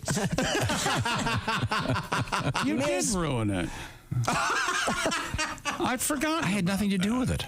I didn't hear the song. That's why you wanted the beeps. Because you had nothing to do with it, and you went, I have to put my stamp on somehow. Yeah. I didn't. We're going to beep the word hump or whatever. I didn't beep it at all. You know what? I almost never do this, but I don't think he did. I didn't. You guys are going to make me scream the F word on the air. Yeah. This was a whole thing. When I explain it to you, you'll go, Chick, I'm sorry. No, you won't. No, I really don't believe not I who will. You think it is? It's not? No. It is Tom? Yep. You bastard. No, I didn't. I had nothing to do with it. Alan did it. Well, Alan did it, but Alan did it because you told him to do it. But I didn't listen to it. What? I didn't. I said, you guys do it, and then we'll play it in the air. Yes, and after we did, you said we need 3 more beeps there. Well, it's because I was interested in keeping my job. I don't. Okay. All right. So, no sex after dinner. She suggests having sex when energy level is high, such as... After the appetizer. That's not bad. We had oysters for the starter, then we just went at it. Tell the waiter we'll be back in 15. Do you think that's a problem with servers? Sometimes a romantic couple, and they start, being almost too handsy? Maybe. Yeah. They may have to go, hey, listen, please. Right there, can you please, there are children here? I've seen people do that on a plane to the point that I was uncomfortable. Oh, yeah. Whoa. Yeah, like you're going hard. Yeah. Blanket over the lap hard. Going hard. Yeah. Interesting. Ms. Price says she suggests having sex when the energy level is high, like the morning or afternoon, and definitely before your main meal, not after. If your schedule doesn't allow for daytime, whoopee, you can try squeezing in sex before dinner, giving yourselves enough time to digest before initiating or waiting for the weekend to have sex. So you don't eat on the weekends? Come on. Or you're not rushed, maybe. You're after work, you eat real quick, you want to get the kids ready to do homework, and I know all about this. So then now, conversely, the golden hour, you call it. Oh yeah. So this is going to delay the arrival, if you will. So perhaps you should. Of what? No. Why would it delay anything? It won't delay anything. No, that's kind of what the story said. Yeah, that's what the story says. It might delay the... It says it makes it harder to get aroused and reach orgasm because blood flow is being directed toward the digestive system. Right. So maybe you should double up on the fettuccine Alfredo, and so you don't. So her experience. Oh, if you have a premature issue, yes. Okay. Go ahead and have seconds. Yeah. Hey, listen. I'm going to need 3 desserts, or I'm going to be 2 Pump Johnny tonight. I think that's what this article is saying. Am I right, Ace? Yes, of course I am. But you have to get it hard first. You do typically have to. Yeah, it's a real mess the other way. Or do what Elton did when he married that woman. Get a popsicle and some duct tape and go for it. Oh, Rodan has something to say. All right. Interesting. Well, thank you very much, Christy. What do you have coming up over there? Well, after you have sex before dinner, you might have a baby, and we have a baby being born somewhere interesting. And we have Eiffel Tower? Not the Eiffel Tower. Free food from one restaurant. An interesting place. Not from an interesting orifice. Well, it came out of the butt. That would be interesting. I'm sorry. It's perfectly healthy, but it's a baby. It's a butt baby. You do have a butt baby. It's a butt baby. We have vampires. I told you, Elvis. Don't put it in there. This is what would happen. Did Elvis like it? I didn't know that. I love the return of the old lady. I do. We'll be right back. It's the Bob and Tom Show. Thanks for listening to the Bob and Tom Show this morning. Even though we're not too much to look at, you can also watch the show on our YouTube channel.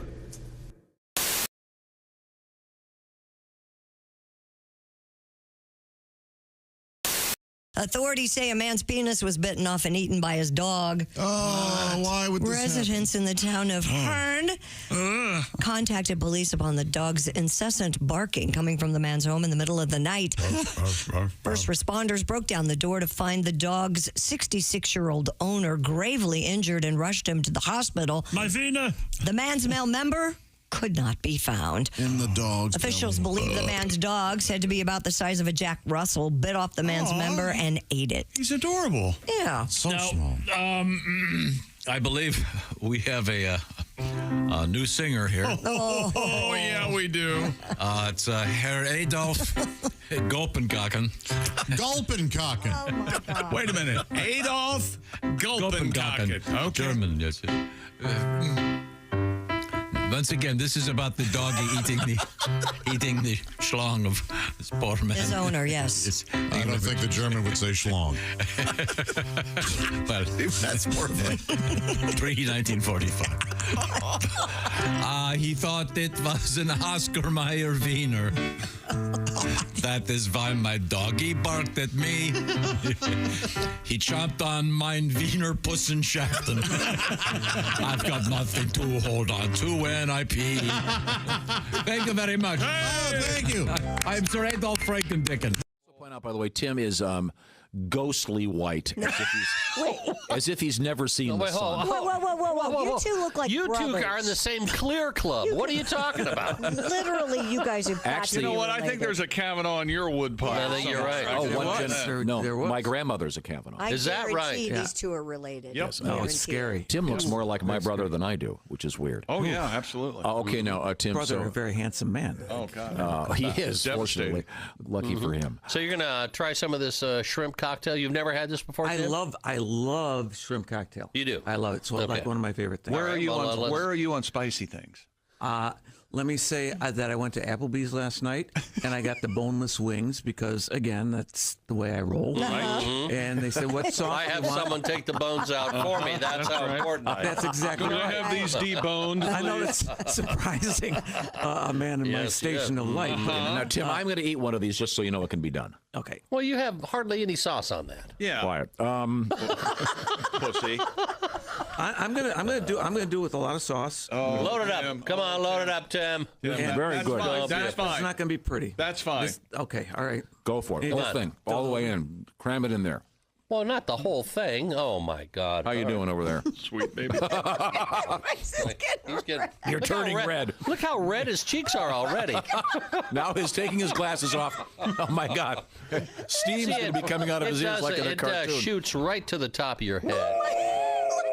And if you have some sort of sinus problem, it clears it right out. Isn't that delightful? You can talk It's anytime delicious, you're ready. huh? And you're allowed to speak. You would like more, wouldn't you? Fantastic. Where's that EMT?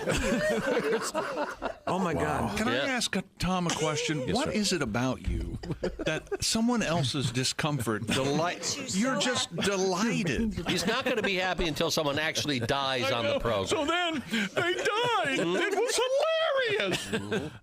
You okay?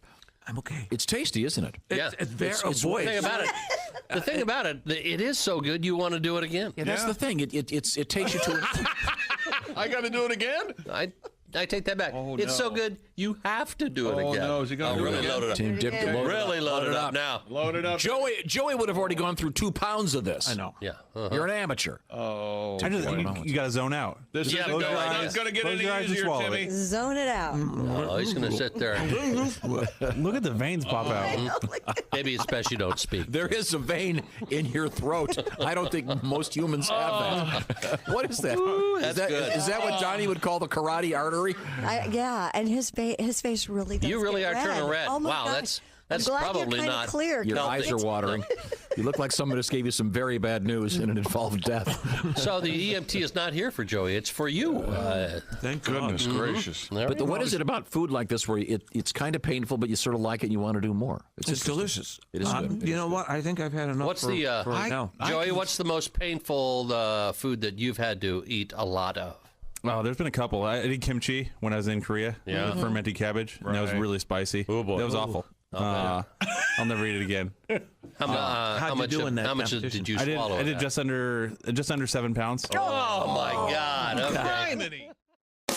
Hi, it's Josh Arnold from the Bob and Tom Show. Miss some of the show? Become a Bob and Tom VIP and subscribe to the audio and video podcasts. The Bob and Tom Show, on air, on app, and on demand. Hello, my name is Alexa. Are you looking for Bob and Tom Radio? Well, it's on me. Just say, Alexa, play Bob and Tom Radio on TuneIn.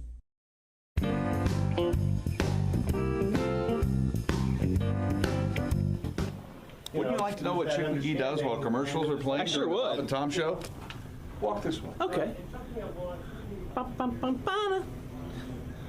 Here you go. You're going into the restroom. Well, no, this happens sometimes. Sometimes you have to do quick decision making. It's locked. Right? Normally, everyone who works here knows that they shouldn't be in the bathroom when we're in commercials. Of course. Because I might have to use the bathroom. Number and one. I can't use the bathroom any other time than when we're in commercials. Number one or number two? I'd rather not say.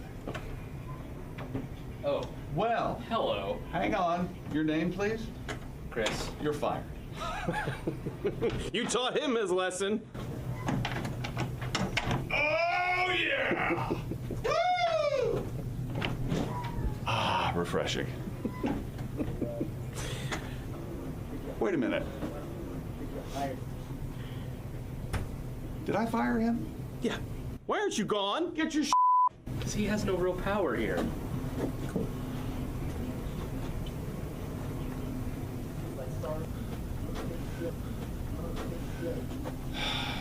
I knew I had no power, but it still hurts when I hear it. Hey, welcome back to the Bob and Tom Show at the Silac News Desk. It's Christy Lee. Hi. There's Pat Godwin. Hey, Chick. Jess Hooker's here. Hi. There's Josh Arnold. Hey, Chick. At the I Hate Steven Singer Sidekick Central, there's Ace Cosby. Hey. I'm Chick McGee at the Dude Wipes Sports Desk. Hello, Tom. Hello, Chick McGee. I'll remind everybody, Bob and Tom's Pigskin Picks is your opportunity to win a $500 gift card from Steven Singer Jewelers at IHateStevenSinger.com. Just go to bobandtom.com/contest. Do it today before the Thursday nighter. Right now, I'll look over that way, and I can see Christy Lee. Yes, sir. Doing something tricky with her fingers. But I think, we have him on the big screen? There we go. Oh, there he is. It's the famous Costaki Economopoulos. Where are you, Costaki? I'm home. I'm back home in L.A. Is that a new corner that you're broadcasting from, or did you paint and take a poster down? Oh, yeah. I've got a few different stations. I've just sort of been lazy and stayed at one for a while. This is one of the other ones that got I like this one. It's a very blue. Panels. Yeah. It's non-linear. I got a few little crevices. It's kind of cool. Yeah, nice. Speaking of crevices, how'd you do over the weekend? Oh, gee. Yeah, you know. Last Are you counting your condoms? Last time we talked, you'd actually purchased... Get into anybody's kitchen over the weekend? I did. That's a good reference. I did no kitchen visiting for me. Costaki, you are also our NFL correspondent. And of interest last night, I understand in the NFL it was a flag football game. Yeah, it was a little... We had some penalties. Yep. And I know Aaron Rodgers still thinks he's great, but I've done my own research, and I'm not sure it's true. Boy, oh boy. I would like to open for Chick with several Cowboys jokes. To me, that's the big... Here we go. Cowboys jokes are always fun for everybody, right? Absolutely. The Lions blew out the Cowboys 47-9. That's the biggest home loss since Tom Brady's divorce. Yikes. SpaceX had more touchdowns Sunday than the Cowboys. That's true. That is actually a true fact. They gave up 47 points. You'd expect better coverage at AT&T Stadium, wouldn't you, Chick? Yeah. Absolutely. Come on. Yeah. It's the worst thing to happen to Cowboys since the Impossible Burger. Huh? Our sales are down. Our steak is... You know why they usually close the roof on that stadium now is because God is tired of watching this crap. You guys want to shut that?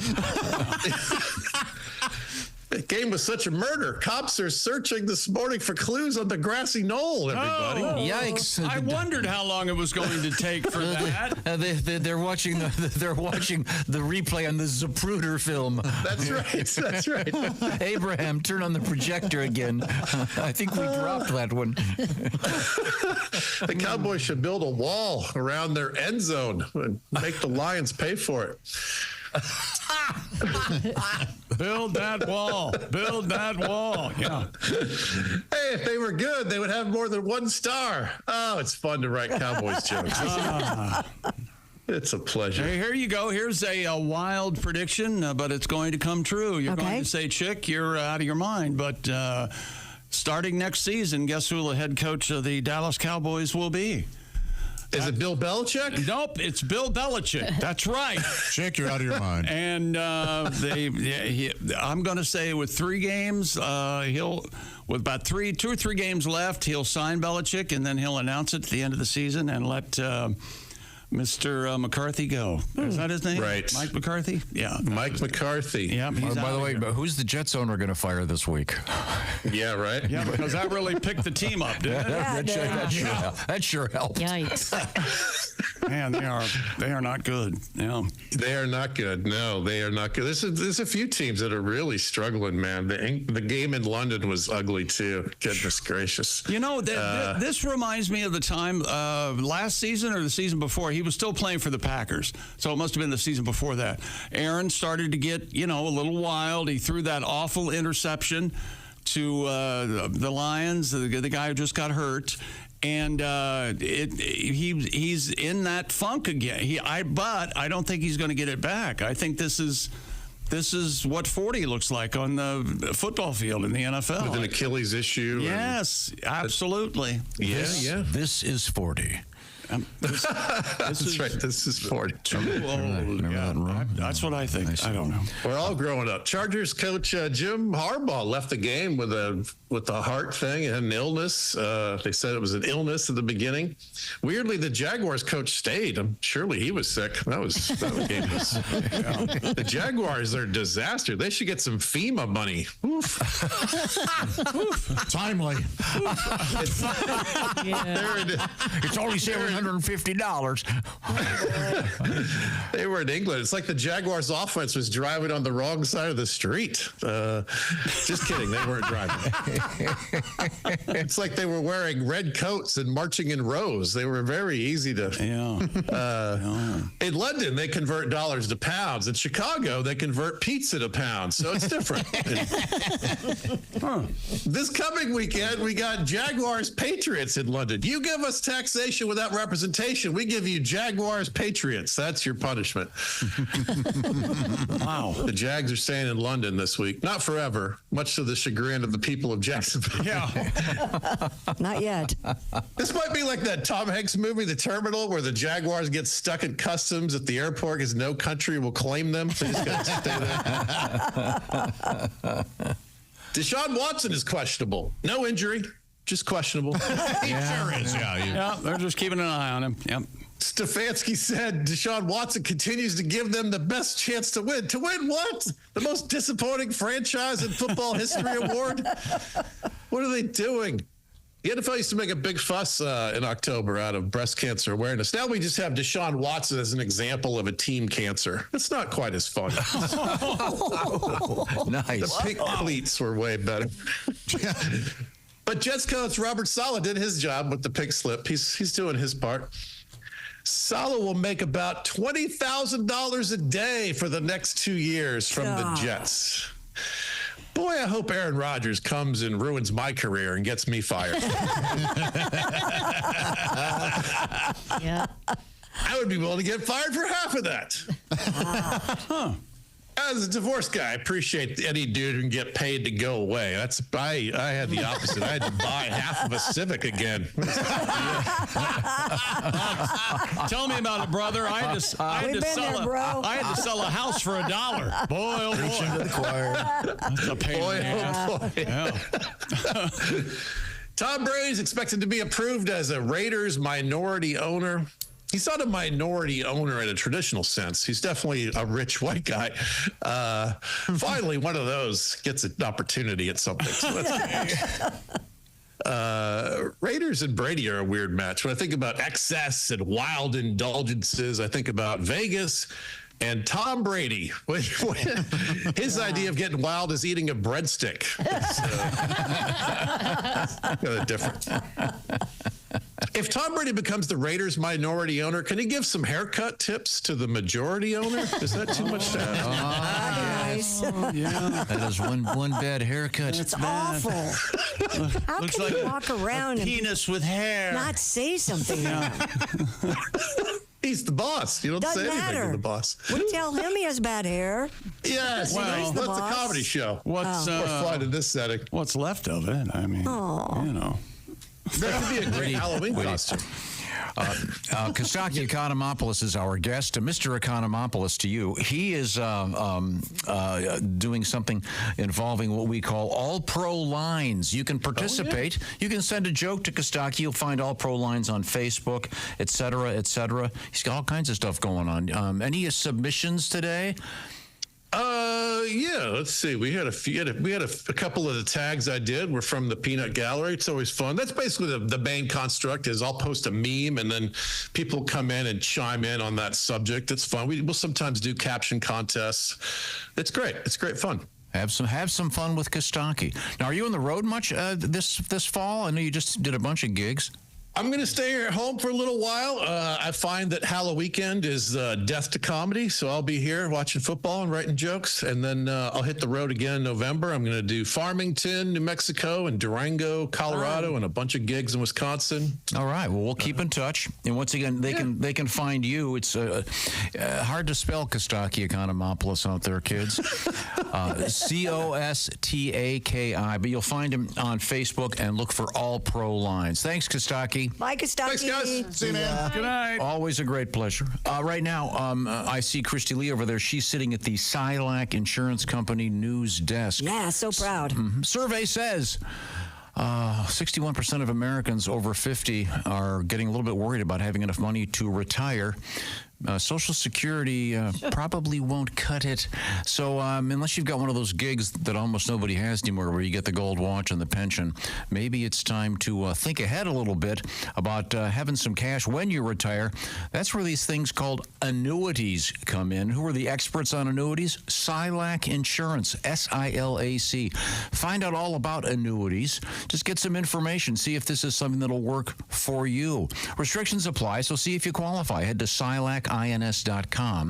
That's SILACINS.com. By the way, if you can't remember that, just go to bobandtom.com where you will see the Chick McGee hosted video talking a little bit about annuities and how to find out about what's going on and how to maybe get that check every month when it's time for you to retire. You owe it to yourself to take a look at that video. There's Oscar talk. I might be at the Oscars coming up here. Okay. Accepting the award. Yeah, that's right. That's nice. Silac Insurance, the Silac News Desk with Christy Lee. Thank you very much. What do you got coming up, Christy? Coming up, we're going to talk about haunted houses. We're going to talk about a vampire. Do you think you have something in common with a vampire? And SpaceX, if you missed it, what an incredible feat. Yeah, they caught a rocket. Yeah, it's amazing. They caught it a rocket. is amazing. Yeah. This is the Bob and Tom Show. The greatest.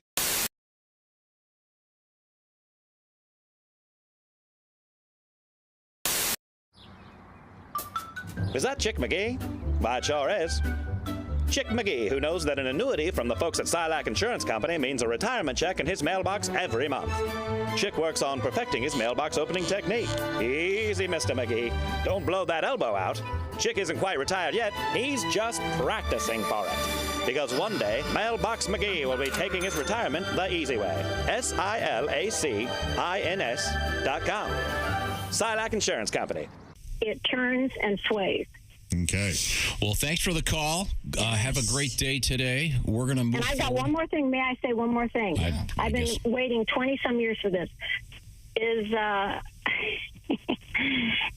everybody listening? Yeah, we're listening. Okay. Chick, go back 20-some years, 1998, Fort Wayne, Indiana, all weekend with me. What? There we go. Yes. Finally. I have, okay, whatever you say. Okay, remember, and listen to this. You went by your real name when you checked in, and you invited me for the weekend. Now wait. Oh, God. I'm going to get shot for this. And you ordered grapes and Miller Lite beer. Yeah, that sounds like me, all right. That's right. Yep, that's me, okay. Okay, Deborah, we got to go here. Christy, give me the teaser. That couldn't have gone better. Yeah. Somehow I blame you. Ah, boy. Where do we go from here? Hello and welcome to the Mr. Obvious Show. I'm your host, Mr. Obvious. Let's go right to the phones. That's good. Just like him, yeah. Yeah, hello, Mr. Obvious Show. Hello. Is this Mr. Obvious? Speaking. Oh, hi, Mr. Obvious. I'm a long-time listener, first-time caller. Well, thanks for calling. What seems to be the problem, caller? Oh, Mr. Obvious. Yes? I think I've got a critter stuck in my pipes under my kitchen sink. Huh. A critter, huh? Some sort of animal? What makes you think that? I can hear him down there making noises. Noises, huh? What sort of noises? Well, you know, kind of a growling noise. Like a critter. What's that sound like? Well, it's sort of like, you know, like that. Huh. A critter under your sink, huh? And it's growling at you? Yep. You can hear him down there. Sounds like he's trapped in the pipes or something. He's down there growling, kind of like. Is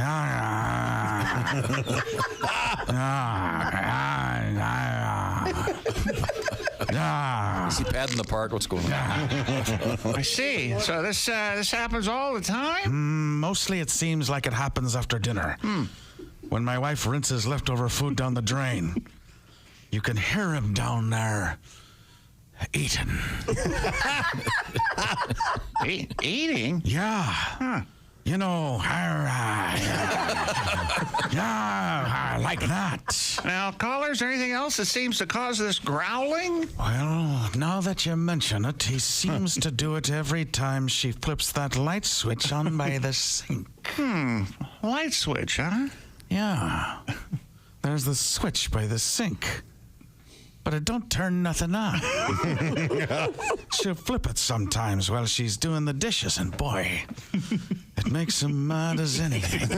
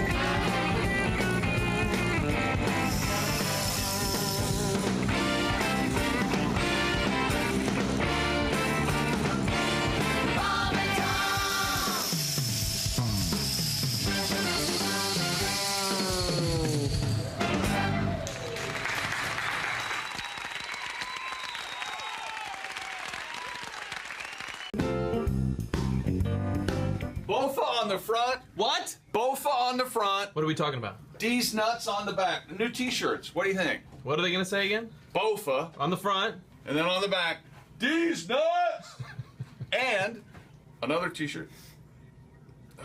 Uh-oh. You're having chest pains. Wait a minute. Welcome back to the Bob and Tom Show. Hello. Hello. Okay. Professional broadcasting goes to die. That's us. Hello, Tom. Hello, Dude Wipes man. That's Chick McGee at the Dude Wipes Sports Desk. Today, unusually enough, we have Mr. Godwin in the studio with us because it's like Thanksgiving. Like I said, it's like you used to be at the kids' table. Now you're in the big room with us. You're on your way to Mason City, Illinois. Yeah. Saturday night. Great club. Great club for one night only, right? Mm-hmm. One show? Saturday night, yeah. Okay, all right. While I'm at it, I'll mention that this Saturday night, it's Haywood Banks doing a rare appearance. He'll be at the Delphi Opera House. Oh, that place is cool. Yeah. He will not be singing opera. The toast. I'm looking at the world through flies' eyes. French toast. Have you ever been to an opera? No. Either have I. No, You I have? Oh, I have. What did you think? Did you guys like it? I enjoyed it a lot. I saw La Boheme with my dad. It was amazing. Now, don't they give you like a booklet to follow along with? They give you everything, yeah. Mm-hmm. Yeah, if you don't speak Italian, it'd be a very warm hard. towel. Do they? How about do they give you earplugs so you don't have to listen to it? Did you go to the Met? Is that Yeah, how I you went to saw the it? Met, yeah. Wow. Whoa, that would be incredible. Did you like the opera you saw, Or Tom? the Paris It's Opera not House. necessarily my cup of tea either. I went to one ballet, and it was Dracula, and so it was. I liked it. It was cool. Yeah. Dracula. Yeah, it's a Dracula ballet. Was, Yeah. And I knew that, so I'd known the story well, so I didn't need anything to help. As the girl was spinning around, did she get bit on the neck? They would do these things with like red scarves, so when somebody was bit, the red scarf would flow out. And, yeah, it was kind of cool. Why didn't you yell? It's a red scarf. That's not blood. This is bull. Interestingly enough, we have a couple stories that kind of fit in with you. You mentioned Dracula. Did you see this one about Vlad the Impaler? Right. Yeah. They think inspired Bram Stoker. Right. But there was a real Vlad the Impaler, and they think he may have been a vegetarian. Have you seen this? No. Scientists have discovered that the prince of how do you pronounce this? Wallachia probably did not eat meat. That's where you have to put your steaks together. The Wallachia place? Wallachia. You get I see. You're the killer vampire. It's like IKEA, but it's for food. That's good. No, it's a steak for to kill a vampire. Vampire. It's a steak. Wooden steak. For the heart. I thought it was an IKEA joke. It is sort of. I think the confusion was we're talking vegetarian, so steaks. I see. Yeah. The whole thing was a colossal mess. Yeah, it was an interruption of. It was a mess. I own that. This is so. They got this from. This is really a stretch. Not like this isn't a mess. Right. No, they extracted and analyzed proteins from letters written by Vlad. Sure. And they say, based on that DNA evidence, they think he was probably a vegetarian. Did he write them in blood? I don't know where that's. Where would they get that? It says extracting and analyzing proteins from letters. Well, can't you be a vegetarian and still drink blood? Sure. Yeah. Yeah, you could. Especially back then, they were probably a little more lax. I would think so. When you're known as an impaler. I don't know. No, you can't be a vegetarian and drink blood. Why? You can be a vegetarian and drink milk, so why can't you drink blood? Absolutely. Now, he's not a vegan. Yeah, vegan's different. Oh. No. Pat? Vegetarians allow like eggs and dairy products. But vegans, no dairy, no eggs. You can't. Can't what? I'm not even going to go. You know where I'm going, don't you, Josh? Certain times. Yeah. Honey, I'm vegan. I'll wade in the Red River. I may not drink from it, but you get your Red Wings there. I have my Red Wings. All right. When you're a grown-up, That's you right. do grown-up things. That's right. I think I can. You put away child. I can dispute this Vlad being a vegetarian very easily. Oh. Have you ever met a vegetarian who didn't tell you within the first 5 minutes you met them they were vegetarian? Seriously. But it could explain why he was so angry. Yeah. If I could only have a burger, I wouldn't be putting these heads on pikes. Those bastards, they painted their castle whites just to remind me of sliders, those pricks. What kind of accent would he have? I don't know. I like that. That's not bad. Doesn't get you in trouble. That was pathetic and all. Dracula had rules. He couldn't come in your house unless he was invited. Right. You know? He was a polite guy. He always dressed very nice. Dressed well. Yeah, sure. Very fashionable. Yeah. Yeah. Now, we have another Dracula-related story today. Did you see this A one? Minnesota woman says she may have the same rare garlic allergy that the real Count Dracula may have had. Oh. And by the way, I hate this woman already, and you're going to see why when she reads the next sentence. Ms. Phoenix Nightingale. I am out. Holy hell. That's her government Two name? birds. From acute, she has acute intermittent porphyria, a rare metabolic disorder that is triggered by an allergy to sulfur, which can be found in garlic. The disorder causes symptoms like pain, migraines, constipation, and vomiting. That her name causes those things with me. But she could also suffer a fatal attack if she ingests too much sulfur-containing foods or medications. So you don't even know this woman, Tom. Her mom and dad was named Nightingale, and they called her Phoenix. Apparently. Named her Phoenix. The 32-year-old told Jam Press, quote, people call it the vampire disease, since those affected look pale, have receding teeth, need to avoid garlic, and stay out of the sun. Vlad the Impaler, who inspired Bram Stoker's novel, is also believed to have suffered from this disorder. So, yeah. So he was a vegetarian but couldn't eat any garlic. Right. Okay. She calls herself Phoenix Nightingale. Josh, you want to weigh in on this? You think? I think it's pretty. The rise of the phoenix, the wings of the night. It's her name. Someone take her to Olive Garden. That'll take her out. What's wrong with Olive Garden? A lot of garlic. Nothing's wrong with it. I'm just saying. Man, I do have nice garlic. I'm grateful that I'm not allergic to garlic. Me too. Enjoy it. Salad and breadsticks, Olive Garden. And Jess Hooker taught me something about garlic that I was unaware of, being a naive young man with my own meals. You don't, if you want to add garlic to something, you add that last. Like, you don't cook it with everything. If you like garlic flavor, Because I was making terrible, these dishes where I was like, the garlic isn't right on what's going on. Yeah. I should have been adding it last. Yeah. You just want to steam it a little bit. Yeah. It cooks away. Yeah. Now, And then what do you do with the Olive Garden? What do you order? Every time you go, what do you order? I take the tour. You take the tour. Yeah, that is a good tour. That's a nice. It's called the tour of Italy, Tom. Yes. So you got your lasagna. Boom. You got your fettuccine Alfredo. Boom. And a third delightful delightful thing. part. I think it's the shrimp scampi, isn't it? Thank you. It's chicken parm. Nice. Yeah. You take the tour, Tom, and all the salad and breadsticks you can eat, man. Yeah. Oh, man. Oh, yeah. Well, Dushina Nightingale can't do that because of the garlic. Phoenix Nightingale. Sheena's her sister. If I was introduced to Phoenix Nightingale, I would just go, I'm mindful of my wanting to leave. Well, if your parents gave you that name. If her parents gave her that name, they should be executed. She's probably just dripping with patchouli and bad ideas and talking about the horoscope. You are judging someone even on That's just right, their and name? that's why I'm a success. She's a vampire. Wow, and she's concerned about vampires and garlic. Yes, sir. She probably would go see the movie Goodfellas and collapse. Oh, they were saving the garlic in prison and it made me die. It made me Tom and I we all did this video in a test kitchen one time or something. Mm-hmm. And, I remember and this. Tom held up these cloves of garlic and he goes, boy, I like to use these to keep the werewolves away. I go, Tom, that's for vampires. And Tom goes, no wonder it doesn't work. Boom. The man's cursed with being funny. He's a funny guy. Doing bits in the kitchen. Doing time in the kitchen, man. I'm trying to see if there's a picture of Vampira Dushina or whatever her name is.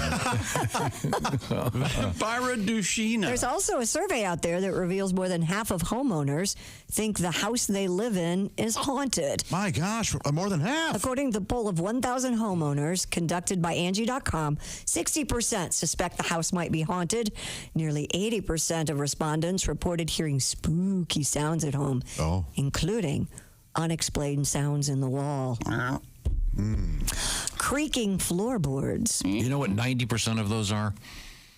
HVAC. Yeah. Your house settling. All right. Buzzing or flicking lights. The haunted furnace. Buzzing or flickering lights, 25%. Unexplained footsteps. That's your kid coming home after curfew. Yeah. Sounds from an electrical appliance. Oh, my. Duh. What do you mean? Wait a second. I hear a dildo. Mama's in the I hear a dildo upstairs. It's it's the same thing. Your child coming home after curfew. Yeah. Oh, darn. 65% of those polled have experienced unexplained phenomena in their home, like objects moving on their own. My goodness. 65%? That's a lot. That is a lot. I'll catch something out of the corner of my eye every now and then, and I also will have I'll smell something like almonds. No, like a perfume or something. Oh. No kidding. That's super creepy. Oh, absolutely. Do you know the scent? Yeah, it's my mom's, but I think it's. Are you being serious? Yeah, I think it's a memory though. Oh, okay. I don't think it's really her. Now, when you smell those things, do you feel an energy? Do you feel any sort of? No, and that's the only trouble. Yeah, I should. Right? Yes, I would feel think so. A hand on the back of your head? Well, that would be familiar. Smack on the head. That's what I heard. Does the smell of what brand cigarettes did she smoke? Viceroy. Viceroy. Yeah, and she wore White Shoulders perfume. Oh man, I know what that smells like. That combination might trigger. That is. Yeah. Yeah, there's no stronger trigger for memories than smells. Yeah. Ace, do you think your house is haunted? No. No? Have no weird experiences? Just hearing the cat run around upstairs when I'm downstairs. Yeah. Yeah. Well, she's having a good time. Now, do you remember the news story we had earlier this year? It was that your brain tries to make sounds make sense. And so when if you're in the woods and the wind is blowing, you'll sometimes think you hear words. Oh, yeah. Oh, yeah. But that's a natural function of your brain. And I'm glad I had that story because I was in my house a couple weeks ago by myself and I could have sworn I heard something. And I go, yeah. He was probably saying something like, clean the pool. It's kind of an upscale ghost. I bet you An upscale job jar. Are you stand around thinking, what can I clean right now? I should probably clean something. You don't ever just. I was an hour late for work today. I had to sit down and do a big cleanup thing. And take a moment, do you? I had a dog issue. I've been in haunted houses. You can feel that they're haunted. I agree. The 60% seems a little high to me. That does seem high. I think I lived in one, maybe. Well, your stories are really interesting Didn't about somebody this. die in the house? Yeah, you a were guy in? hanged himself. Is that how you say it? Yes. He hanged himself on New Year's Eve there a couple of years before I moved in. And I would smell cinnamon at about 11:45 every other night or so. Jimmy and I'd go, who's cooking? There you go. Very odd. Very odd. Very, yeah. And he had a cinnamon roll before he hanged himself?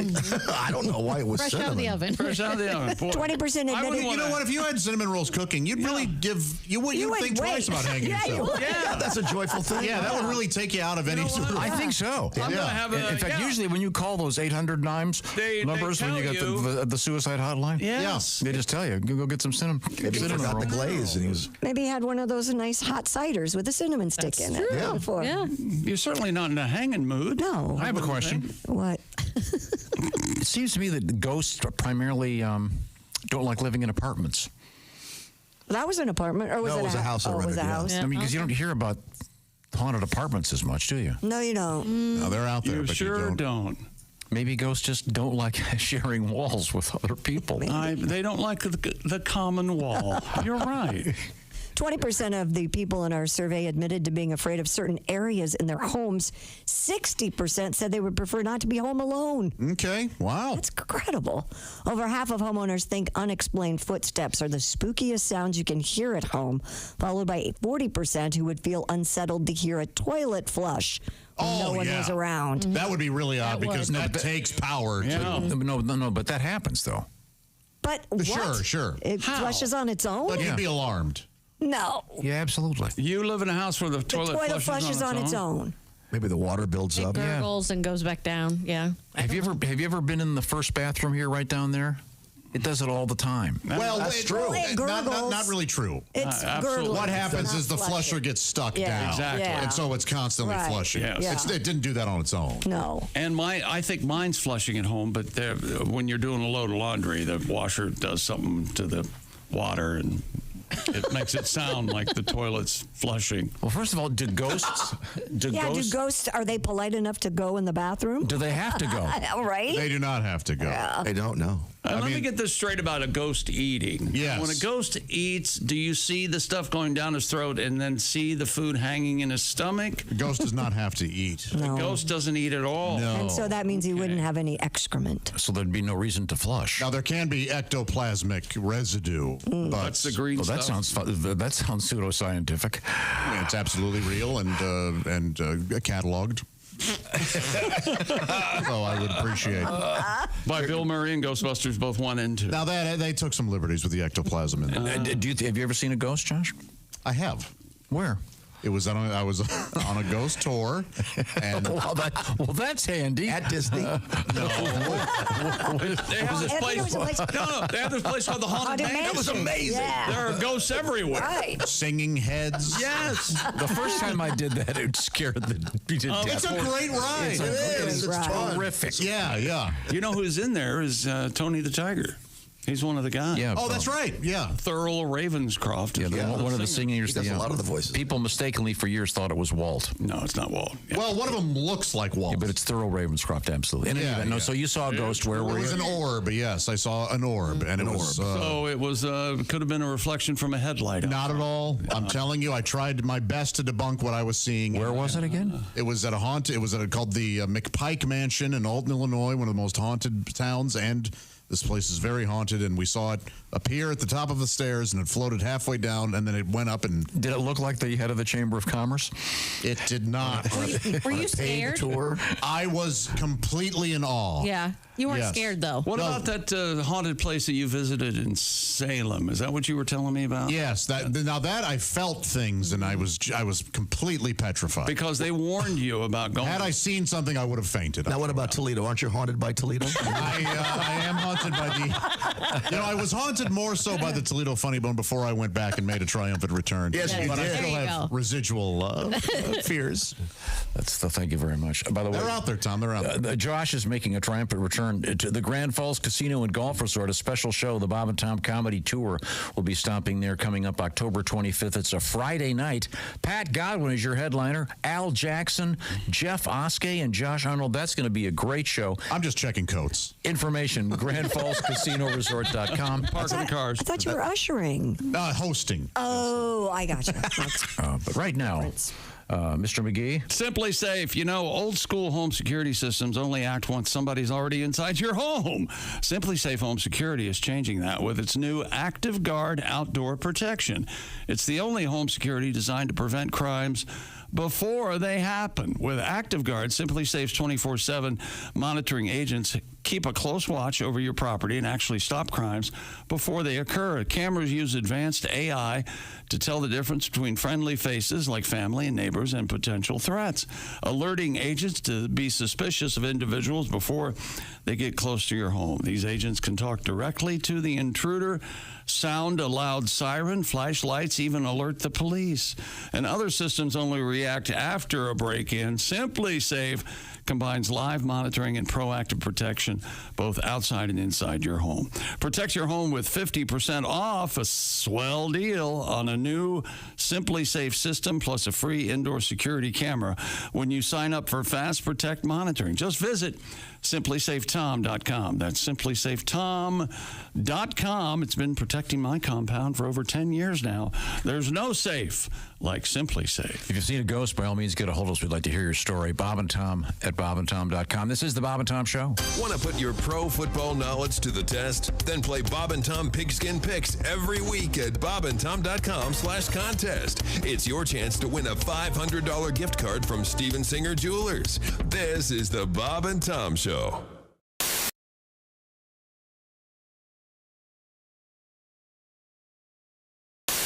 I remember we weren't prepared to do this. We're completely doing this. That's why I'm stalling.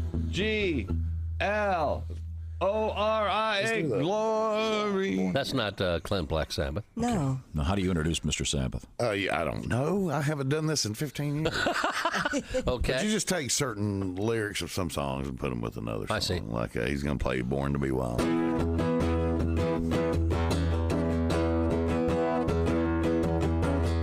Listen, and I'll tell you about a man named Jed.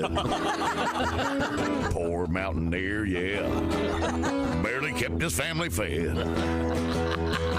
And then one day he was shooting at some food, yeah. Up from the ground come a bubbling crude. Black gold Texas tea. Sweet tea. Nothing like sweet tea. Try that. I like drinking sweet tea. That's nice. Try one of the other ones. Whichever one you want to do. How about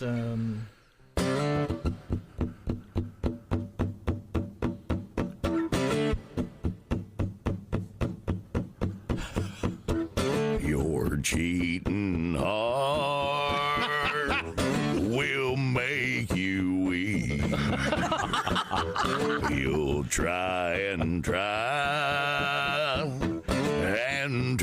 to sleep, but sleep won't come the whole day through. Your cheating heart will tell on you.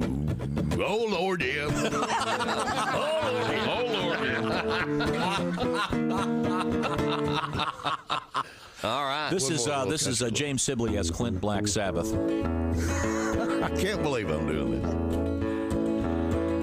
Generals gathered in their masses, just like witches at black masses. Evil minds that plot destruction. Sorcerer of death construction. In the fields of bodies burning. As the war machine keeps turning. Death and hatred to mankind. Nice. Poisoning their brainwashed mind. Oh, Lord, yeah. Oh, Lord, all right, that's good enough. Oh, Lord, yeah. Oh, Lord, yeah. Oh, Lord, yeah. Clint Black Sabbath. Very interesting. That's great. Makes it a lot. I love that. The Steppenwolf thing, the Born to Be Wild, you should do that if you ever go karaoke. I got to do that one. Yeah, do that. You can sing Beverly Hills. And you've heard the Purple Haze Green Acres thing, right? Yeah. Oh, yeah. I love this. Oh, wait, well, I haven't heard that. I guess that always makes everybody happy. The words from Green Acres fit great.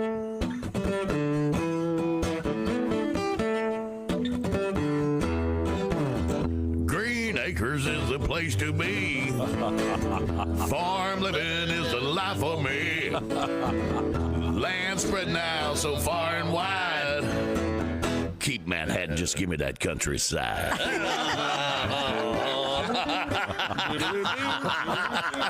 Yesterday we were talking about hickeys. Yeah. I have a story for you. Which one of your daughters has one? You had those hickeys, yeah. Oh, and your daughters. Yeah. No, nobody has hickeys, but we have death by hickey.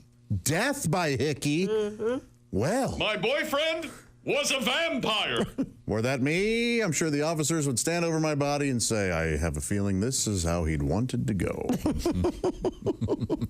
More chalk. Yes, because I'm so gigantic. My God. One stick of chalk would never be enough. We had to use a whole box of chalk to outline his. Look at him. He had to take his headphones off, lean back, and he's screaming with laughter. He's just an awful person. I wish I were an actual Sportsasaurus. I'd rip your body, your limbs. More chalk. Lucky numbers. Man, if that weren't funny, I'd be so mad. You know what, Josh? I ate all day yesterday, and I really feel good about it, so screw him. You know what? It doesn't matter. I was just trying to lighten the sad picture we all had of Josh lying there dead. Oh, maybe lighten the mood. You know, I think that's even more insulting. He's taken an insult to you and tried to spin it into a positive. Oh, yeah, that's what's insulting. Good God. A truck driver distracted by a Andrew GPS Johnson, too. unit crashed near the intersection of US 278 at Arkansas Highway 24 early Monday, spilling a truckload of spaghetti sauce. Camden Police Sergeant Corey Saunders said the spaghetti sauce truck was headed to Dallas about 3 a.m. when the driver became distracted, overcorrected, and rolled over after crossing the center line of the highway. The driver suffered minor injuries, but there was sauce all over the road. Oh, dear God, 2,000 quarts of blood. This is the worst accident I've ever seen. Stand back. There's blood everywhere. Oh, wait a minute.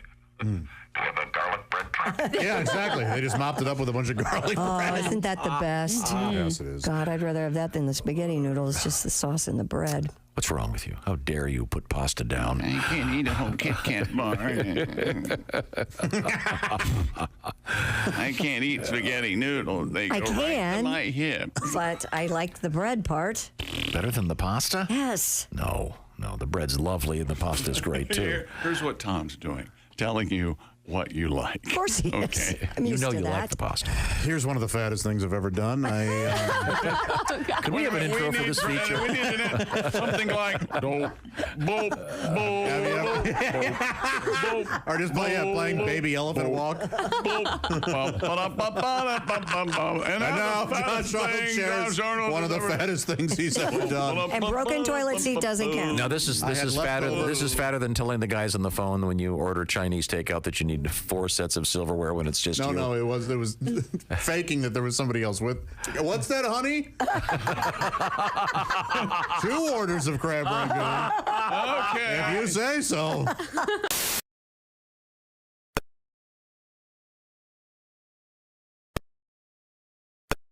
Coming up. Hey, welcome back to the Bob and Tom Show. Ow! I heard that. What was it? You deserved it. Your hand? My finger hit the, and I'm trying not to scream. Hurt your finger when you cross your legs. Oh, boy. Finger up your butt. Aren't you a fun guy? Look at him. Yeah, he's really happy with What did I hear out in the hallway that more or less Christy was introducing herself to you? Is that what was happening?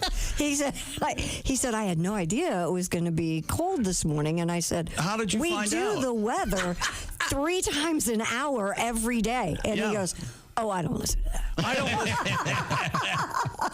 Don't you see how that would be a kind problem? of hurtful? I'm busy over here doing things. Like what? Why don't you be busy being research. on the show? Yeah. Sorry. Research. Let's get. I want to get back to. I want to get back to Josh seeing this ghost. Oh, it was. I have a dumb question. Okay.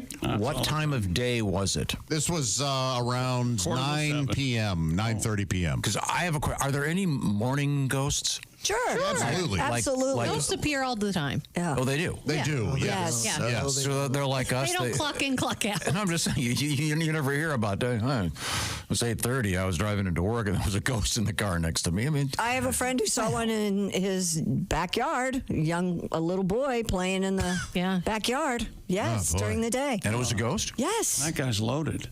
No. Like drunk, not rich. No. Drunk. Did you have your house de-ghosted by Blessed. Sage? Isn't there a thing people do? They get some. Yeah. Don't you sage? You can sage I saged my house. Yeah. What? Sage your house. Mm-hmm. Yeah. You haven't saged your house? How do you do that? He's the only one that's lived in it. I bought a sage kit. You get I think it's a big abalone shell and baloney. and a big bundle of sage, and you light it and you walk around sort of. And there are many ways you can do it, but I asked the bad presences to leave and to welcome only good presences. So and I did it in every room of my house. The bad presents. You set this thing on fire? Yeah, it's like a big. It's like a corn husk. Yeah. What does that cost you? Oh, I think the kit itself was like $8. $20. It wasn't expensive. No. Aren't there people that farm this out? I have had a priest. Yeah. They call it bless my scrubbing. home, yes. What? Well, they don't call the priest thing No, scrubbing. not but that. The scrubbing is the sage thing. Yeah. But I've had a priest bless my home. That's a great thing to do. Do they take one of those cans on the string and whip it around? No, they don't. They use holy water. Oh, yeah. Typically just holy water and. They don't. Well, I've seen that thing where I've seen that thing where they've got like it looks like a. It's like a big incense. Like a pot. That is just incense. Yeah. Yes. Yeah. Usually during Lent. Now, do they ever do a 360 with it? No, you can't do that. I used to work one of those. I was an altar boy. Yeah. It has a little briquette in there. Catch You your don't head swing on it. fire. I used to work one of those. Did you feel bad because you weren't hit on? Did you feel bad? Yeah, no kidding. I just got chocolates. Oh, okay. Good. I'm sorry. So back to you. So you had a priest go over to your house, and they Absolutely. Did they go room to room? Mm-hmm.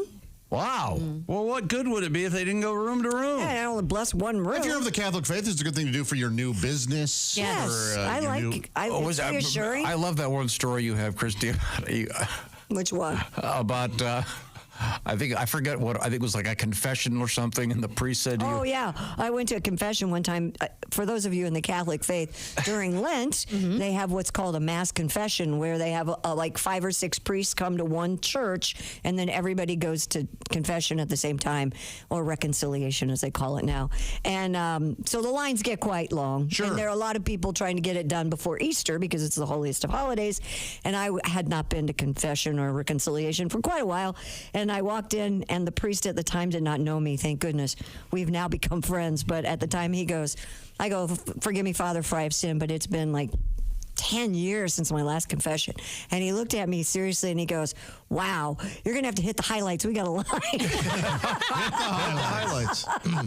So in that context, I'm wondering if maybe the priest comes over and goes, look, I'm just going to do the holy water on the front steps. That'll cover the whole house. Well, maybe. I don't know. What were your sins? Did you tell him your sins? Yeah, but I'm not going to tell you. You just tell them the easy ones. I lied to my parents. Yeah, I I took God's name in vain. Took God's name in vain, Yes, then you're of out of course, there. yeah. Did you touch yourself? Those are the. Is that a sin? Yeah, some would consider it. Fought with my sister. Yeah, fought with your sister. That's a good one. Oh yeah. Then you get out Touch of your it. sister? Fought. Okay. God. Think everything's dirty. Knock it off. He's not going to be happy until we all vote him off the island. Okay, so when you guys are asleep, do you ever hear a door slam or hear someone say your name? Yes. You ever woke up from that? Now, yeah, and that can be, who knows? So it's called exploding head syndrome because it was happening to me a lot, and I got nervous because I kept hearing door slam or someone yell my name, and that would wake me up. And it's a condition. Yeah, it's usually.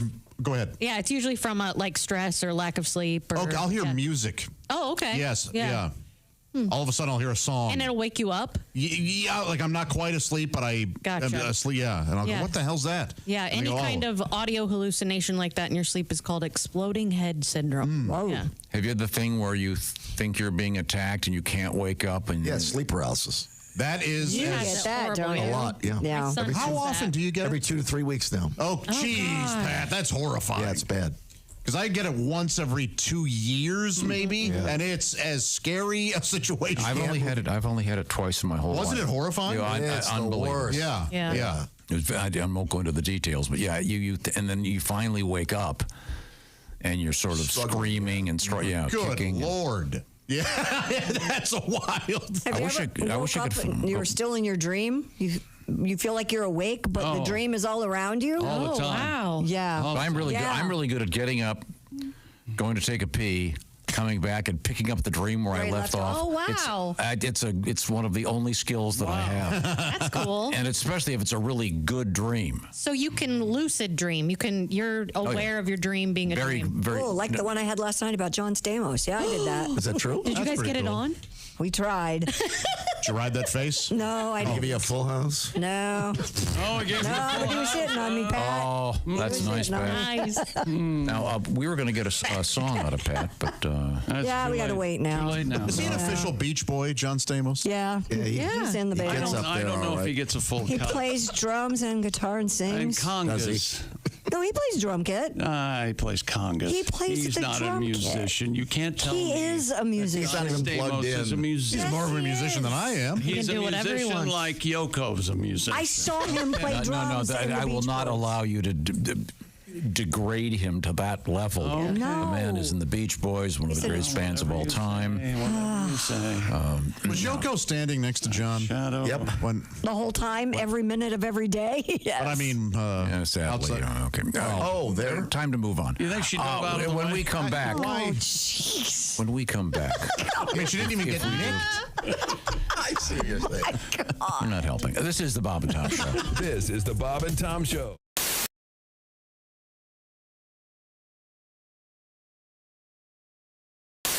Oh, there we go. Hey. There he is. We're talking to comedian Dusty Slay.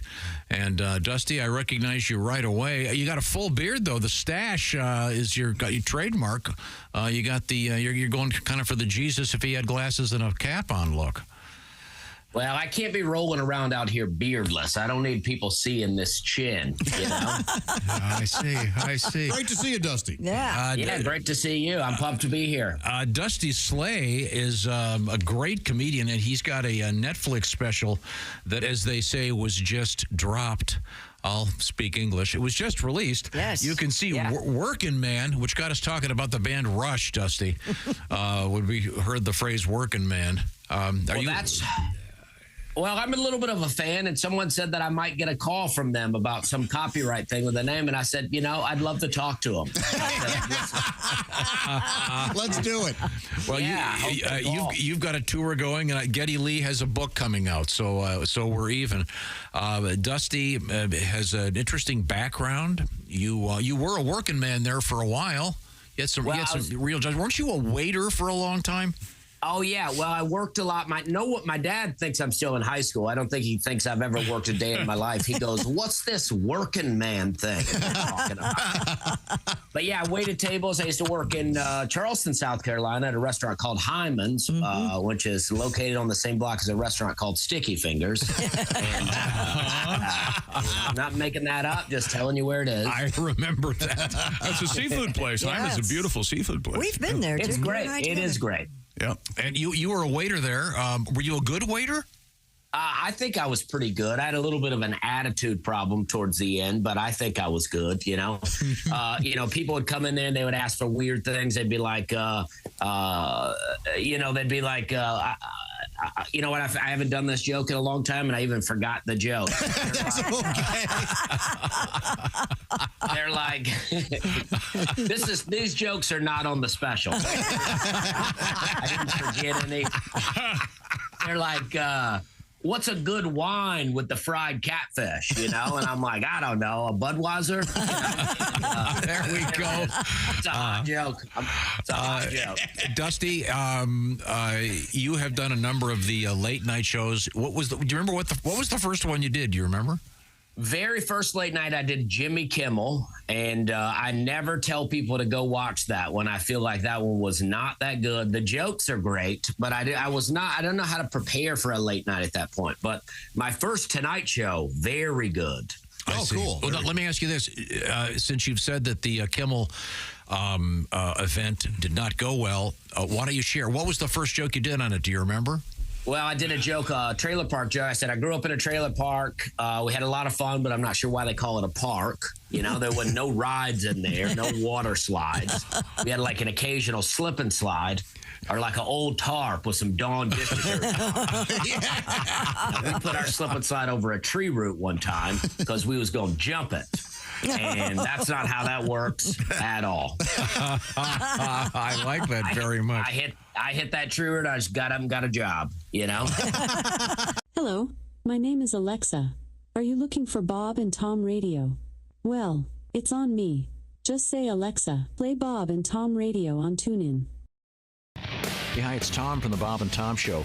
Miss some of the show? Become a Bob and Tom VIP and subscribe to the audio and video podcasts. The Bob and Tom Show, on air, on app, and on demand.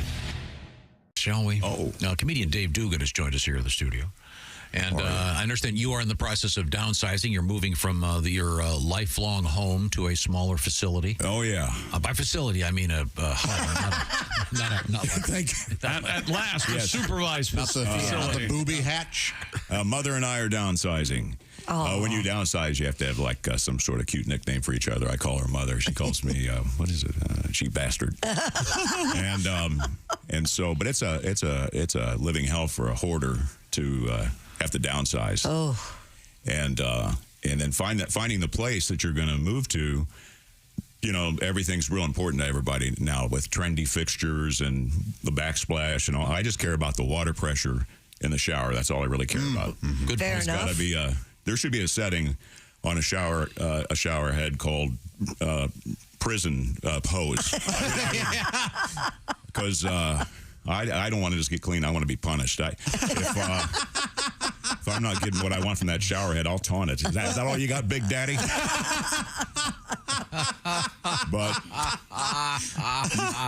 But when you downsize, you want the Silkwood level. Yes. it presents a lot of arguments because of how much stuff I have held on to. Yes. And I've got a story about why I can't let go of it. Everything's got to I've still got my kids from the baby gap, and it's like, what do you think you're going to do with these? Well, I mean, when I got them, I thought, maybe I would meet a Chinese imperialist guy, and he'd want me to have my feet bounded, and then they'd get so tiny. What am I going to wear? Oh yeah, I got those baby Gap kids that I can. Handy.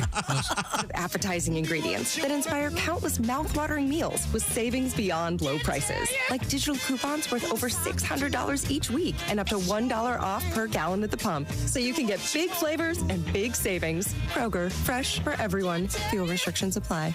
Save more with digital coupons. California red, white, or black seedless grapes are just 99 cents a pound with your card and digital coupon. Kroger, fresh for everyone. Q95 has your chance to win $1,000. Just enter this nationwide keyword on our website, bank.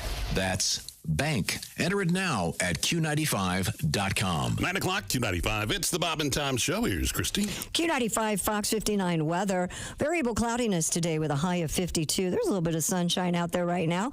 Clear overnight down to 35. Partly cloudy, 55 on Wednesday. Currently 44 degrees. See, I think the reason I don't hear it when you do the weather, you should say something like tonight, down to 35. What the? That's kind of chilly. Coming remember that in the morning. We're doing it right now. Bank is the key word. Get it on Q95.com right now.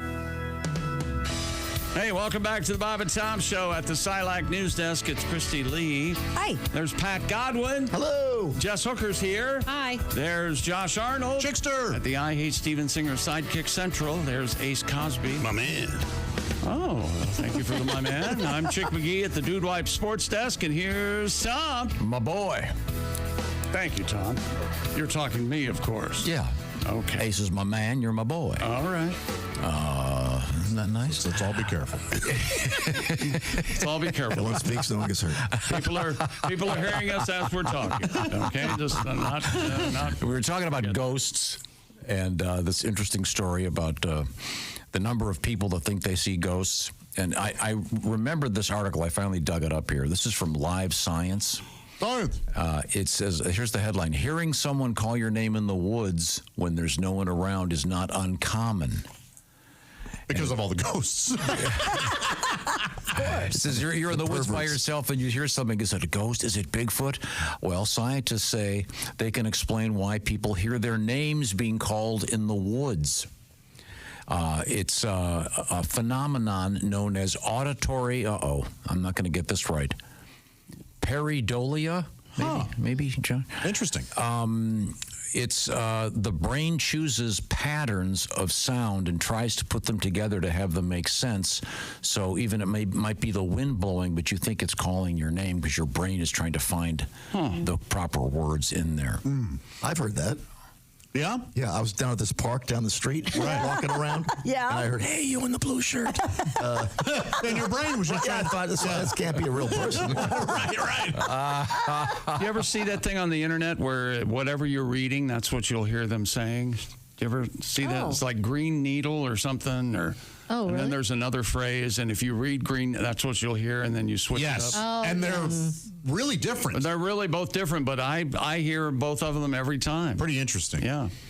Yeah. Well, your brain's messing with you, Tom. Your brain's amazing. We have an email about a potential haunting here.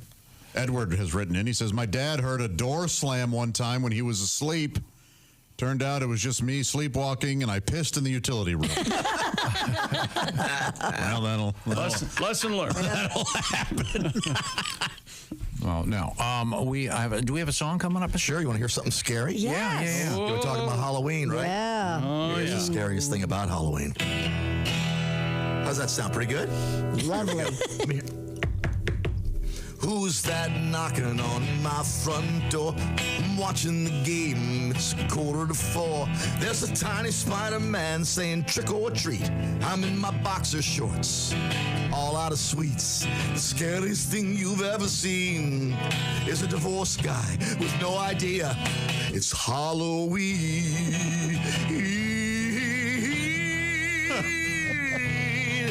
I got no candy in the house, man, and that's a drag. Cause Baby Yoda's on my porch, holding the bag. I got no Snickers, Reese's Cups, or Hershey bars. I have Chinese takeout and a couple cigars. The lights are off so I can't be seen. I'm a divorced guy with no candy, no girlfriend, no idea it's Halloween.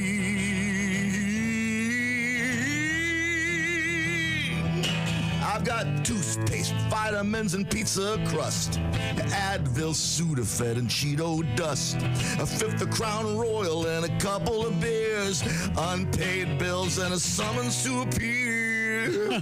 Well, the scariest thing you've ever seen is a divorced guy with no candy, no girlfriend, no job, no pants, no idea it's Halloween.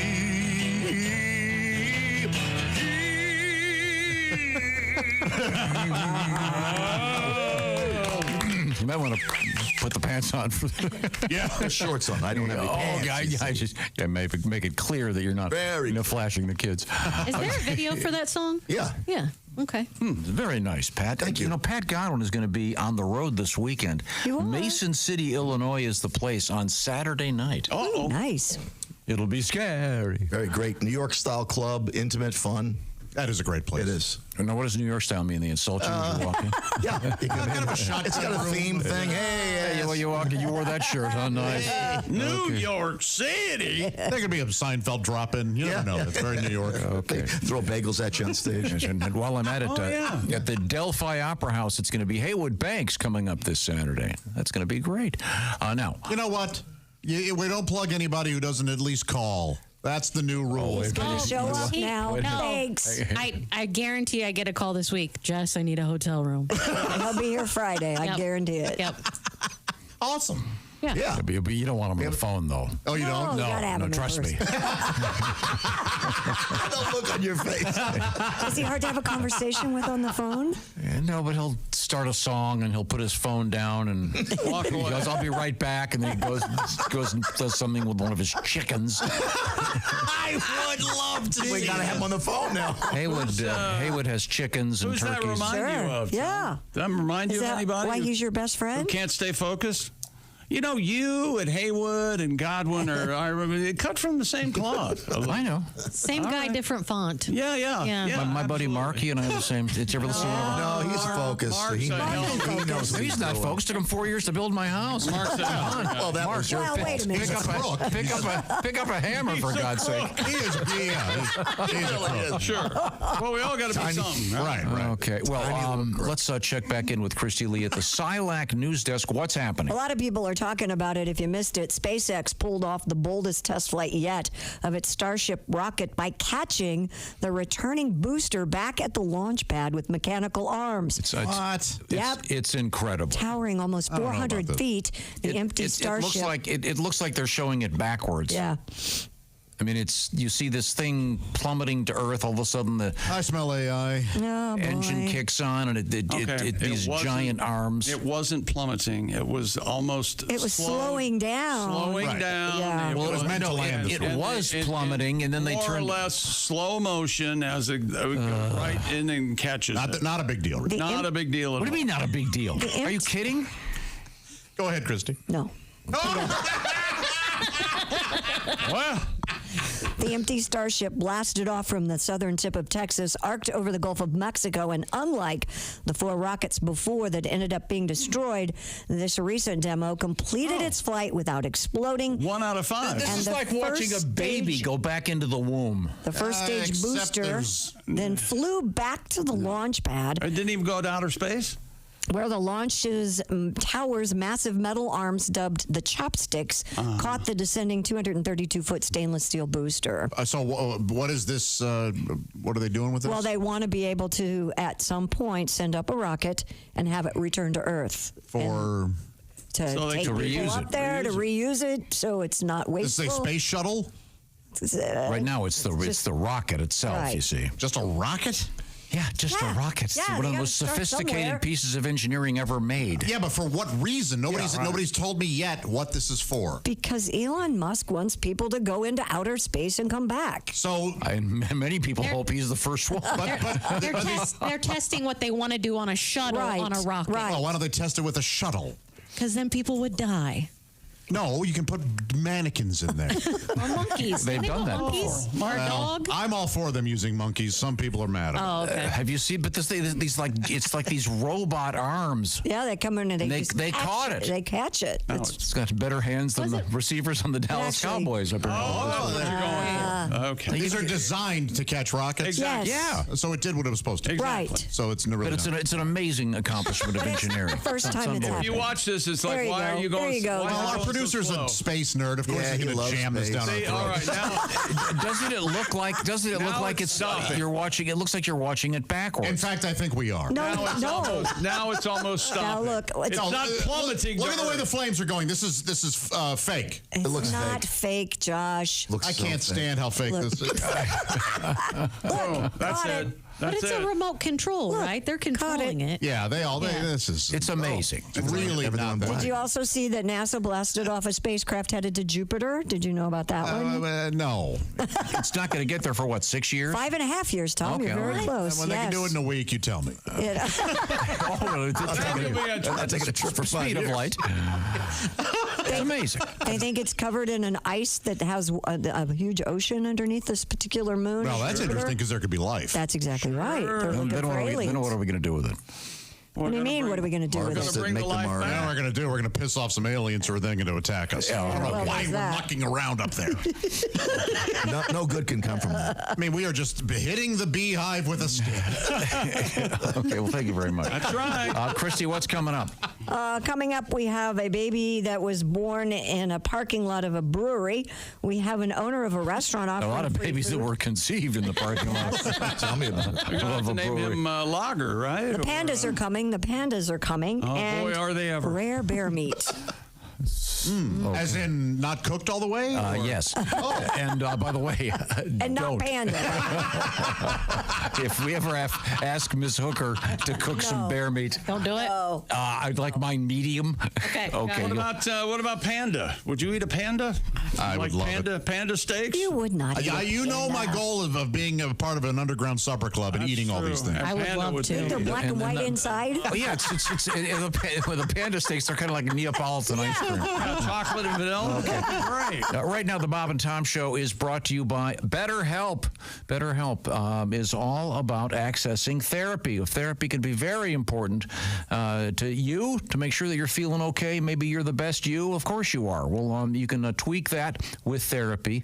And BetterHelp is all about accessing that therapy online. The way it works is they have a brief questionnaire. You fill that out. You'll get matched up with one of some 36,000 therapists already participating in this program. And the beauty of it is you can do the therapy in the privacy of wherever you want to be. You don't have to hop in your car or take the bus across town, whatever. You do it wherever you are, because it's the therapy itself, I should say, is done online. So the way you do it is you have your phone or your laptop or whatever, and you can hook up and you can do it like it's a Zoom call. You can do it like you're on the phone. You can do it texting back and forth. It's up to you. BetterHelp. It's online. So take off that mask and find out what you are. And that can be done through therapy. Visit BetterHelp.com/BT show today. That'll knock 10% off your first month. That's BetterHelp, H-E-L-P, BetterHelp.com/BT show. A much more accessible way to therapy. Now, coming up, Christy Lee, we have, as you mentioned, the baby in the brewery, and also we have tattoo news. This is the Bob and Tom Show.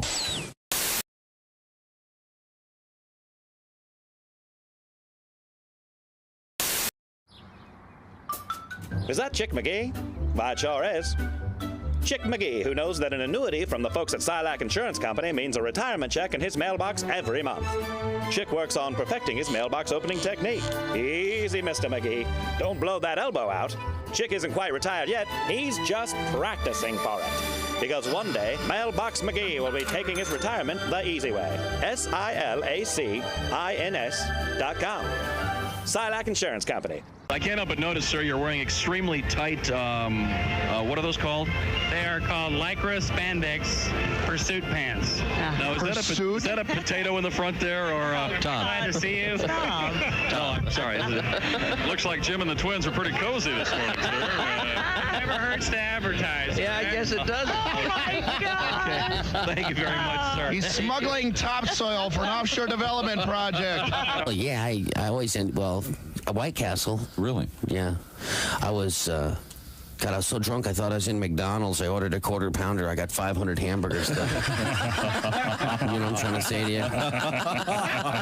Help me. Okay, thank you. Pick a number between 1 and 50. We'll ask our guest. Then I'll just hit a random sound effect. We'll see if it fits the commercial. All right. 1 and 50, Clinton. Pick a number. 35. 35. That's Andy Moore Ford.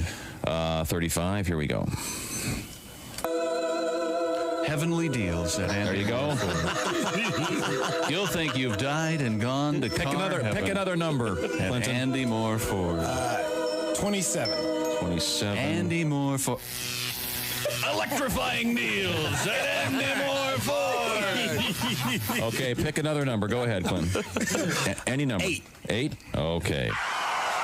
Oh, Lord. Oh, dear. They have body shop. They have a body shop. That's a bad one Andy for Moore our Ford. commercial. Any other number. Go ahead. Pick one more. 19. That's our manager screaming at the fabulous deals you'll find. Where is that? At Andy Moore Ford. This is the Bob and Tom Show this morning. Man, I wish I'd lived to hear today's show. Me too. I wish I was here. You know, there's a reason I'd never heard of this band. Why?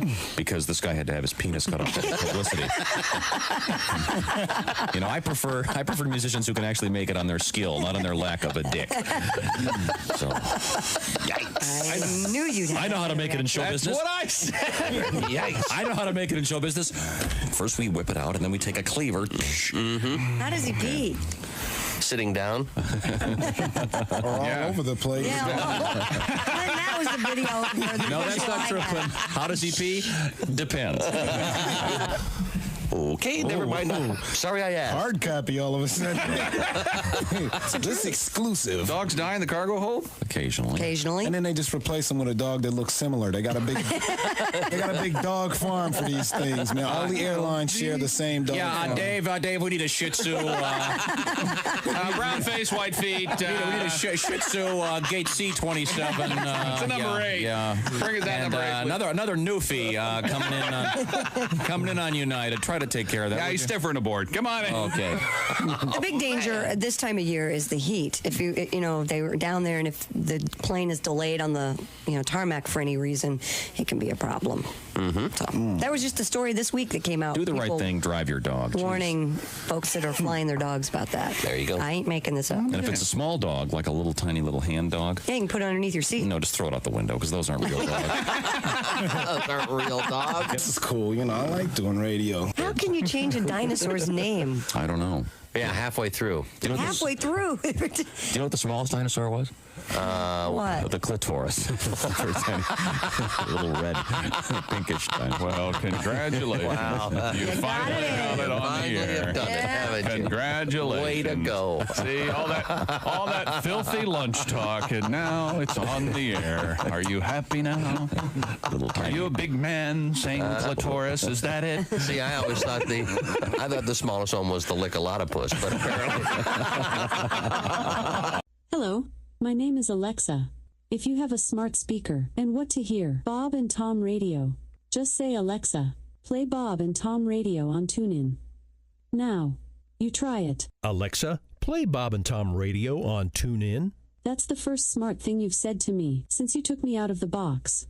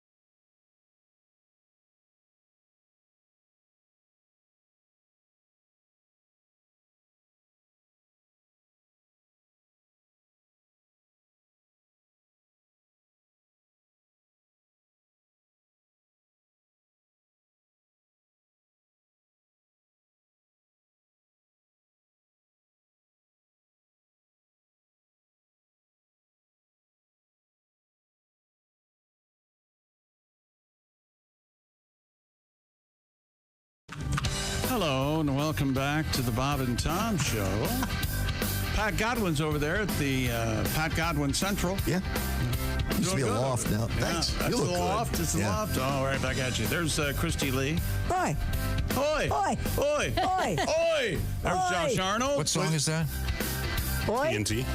Dynamite. Yeah. Oi. Oi. Oi. Or Electric AC/DC. Avenue, isn't there a oi? Yeah, that's right. We should do a song, the greatest oys in rock and roll. There are a whole lot, are there? Hello, Jess. Hi. That's Jess Hooker. There's Tom. There's Ace. I'm Chick. Hello, Tom. Again. Hello. Tom, I got a message from my brother John. Yeah. He's the one he has a bunch of kids. And Cram it. The twins are 2. They're current. And my Henry, the boy, was standing in the driveway, and he pulls his pants down, and they go, oh, he's going to pee. And maybe this is the beginning of... I want to make it clear, the little boy pulled his pants down, not your brother. That's right. Yes, yeah. My brother was already not wearing pants. So Toilet training is beginning. yes, so it's okay. And so Sure. they encourage him. They go, and since they're outside, and go ahead, Henry, pee. Pee, standing, pee. Right. And he proceeded to take a dump right there. They said he was standing and they just watched it fall out. God, jeez. Well, at least he didn't want it in his pants. He knew that. Yeah. Hey, listen, I say that's step one. I've been through this. I've currently got a dog I'd like to train to do this. Thank you very much. Speaking of babies, a baby born in the parking lot of a Michigan brewery is having a beer made in his honor. According to M Live, Miss Kyle Baker and her husband Aaron Kyle Baker, the baby maker. set off for the hospital thinking, oh, we're going to have plenty of time to get there. Well, Kyle's contractions went from 12 minutes apart to 1 minute apart with her water breaking, so they had to scramble for plan B. Aaron called 911, asked if an ambulance could meet them at the parking lot of the nearby One Well Brewing, the couple's favorite brewery. Their son was on its way out as Aaron parked the car, giving him just enough time to race to the passenger side and catch his son in his hands. Wow. One Well is now producing a blood orange blonde ale in the baby's honor. Isn't that with something? the bakers even helping. Well, it's a blood orange is a type of orange. It's not Right. Yes. Well, why blood anything? They're not like infusing it with placenta blood. And ice cold afterbirth. Hey, speaking of women giving birth, ladies, why the overreactions during contractions? Yeah. Oh my They gosh. can't feel that bad. Get it. Oh, We should get one of those Yes. simulators in here for Josh. yeah. such Could a we thing? get Yes. some kind of expanding device and shove it up Josh's? I'm just saying, enough with all the dramatics. The No, brew we're is going to called hook you up to one. They actually have one of those? Oh, yeah, Yeah. they do. They put it on your stomach, and it has all these, and it gives you this sensation of contractions. Yeah. They have a device, Josh, Yeah. that will simulate having menstrual cramps. Okay. That you'd have to wear for several days in a row. That's and then you will get off your high horse. Yeah. I don't think menstrual cramps are mostly a myth, aren't they? Oh my God. You are. I can't Like wait. in a Charlie horse for a punch couple you at the seconds. break. I'll wait till the I'm break. sorry, Chris. So this woman gives birth in the middle of a parking lot. And they're calling the special brew special A delivery. lot of histrionics, I'm sure. Oh, They should have named it after a beer. What do you mean? Bud? Bud's an actual name. It's a good name, yeah. Was it a boy or girl? I'm sorry. It was a boy, wasn't boy, it? yeah. Yeah. And they said that the name of the brewery was Wells. One Well. Wells is a good name for a boy, though. Yeah. That's a good name. I know a kid named Wells. Yeah. We're naming the beer or the kid. What do we name And it? the original drummer for Orleans, wasn't his name? Wasn't it Wells Kelly? Jesus, who the hell would know that? The original drummer of Orleans doesn't know that. He's clueless. I played with him a while. But, No one alive still knows that. It was good. I think that's what his name was. Good job. No, the beer is called Special Delivery. I don't know what they named the that's son. kinda They didn't say. Yeah. Well, that's. I mean, What was the name of the lead singer of Orleans? John Hall. What is it? John Hall. That's exactly right. Did they have a good song? I've never even heard You're it. still the one. Me, I want to be a partner. Dance with me. Is it kind of sucks. Didn't he do Still the One? You're Yeah. still the one. Touch my okay, penis. Stay with Me is a great song. Okay. I like Dance it. with me. Dance with Me. Sorry, I know. I'm sorry. Stay with Me is a. I've got so much knowledge. That's a Rod Stewart song. I know if you would shut up, I can't get anything out there. He's just going on and on like a lady having fake contractions. Why? Talking about contractions. Wait a minute. How about this one? Couple names Baby after the pub where they had their first encounter. I thought we did this story just minutes ago. No, this is a different story. but No, we this is they didn't did have this the one. baby there, but in other words, if you had your first date at a place, then you name their first date was at a place called the Oscar, so they named their kid Oscar. Oh, that makes sense. In yeah. Newark. Doesn't seem like that's out of the ordinary to me. Oscar's a good name. I would like to welcome my son to the world. It's Applebee's. Josh, someday when you welcome little Taco Tico. Hey. I'm surprised you didn't go with Pizza Hut. They have a fantastic sampler platter. They do. And their parking lot is not very well lit. You can do it outside the car. You can do it inside the car. They call me Chip, my real name Chipotle. I think it's kind of sweet. Country rock singer Brantley Gilbert. Never heard of him. Well, he apparently was on stage doing a concert in Tupelo, Mississippi. What happened? Somebody have a baby? His wife had a baby on the tour bus right in the middle of his show. So he stopped, said, I'll be back in a second, went out to the bus, brought the child into the world, then came back out. Didn't he and bring reported. a baby on stage? That would have been cool. He did not bring the baby on stage. Look at how dripping and purple it is. Sing something from The Lion King. Sorry, she's so goopy. Wow. Yeah. So that was kind of cool. Yeah. Yeah. I'm going to name her Guitar Pick. Name her Tupelo. Tupelo's Tupelo would be a cute that's name. a great name for a kid. I had an Uncle Tupelo. Did you really? Did you really? No, I'm sorry. That's an obscure band. Yeah, Uncle Tupelo is. Really? That's more obscure than my Wells Kelly. No. More people know who Uncle Tupelo is than Wells Kelly. Whatever the hell you were saying. The owner of a restaurant in the UK is offering free food for life to anyone who gets a tattoo of the business's logo. I'll do it. I'm on my way now. Sebastian Coleman, who owns the Loaded Fries restaurant called Chip and Go. Wait a minute, so there's a category of restaurant called Loaded Fries? Yeah. It's called Chip and Go in Bolton. Said the promotion first started out as a joke, but two people have since taken him up on the offer. The 36-year-old said there are only 5 opportunities for customers to have the tattoo, but they can be any size, anywhere on the body. Wow. All right. Any size, huh? They get a meal every day when our door is open. And we're only open on every other Tuesday. Yeah. Loyal customer Kevin Taylor has visited the restaurant every week for 2 years. The 49-year-old decided to get a tattoo of the logo on his forearm because he's worked out and he's worked it out that he'll save around $412 a year. I thought you were going to say forehead, not now that forearm. he's getting a free meal. Huh. He only paid $80 for the tattoo, so he says it's well worth it. All right. Yeah. Yeah, but you can get it anywhere. I mean, if you had to get it in What's the logo look like? Do we know? If you had to get it in your forehead, yeah. Of course, someone would probably do it. Sadly, sure. Yeah, I think it's reasonable that you can put it anywhere in any size.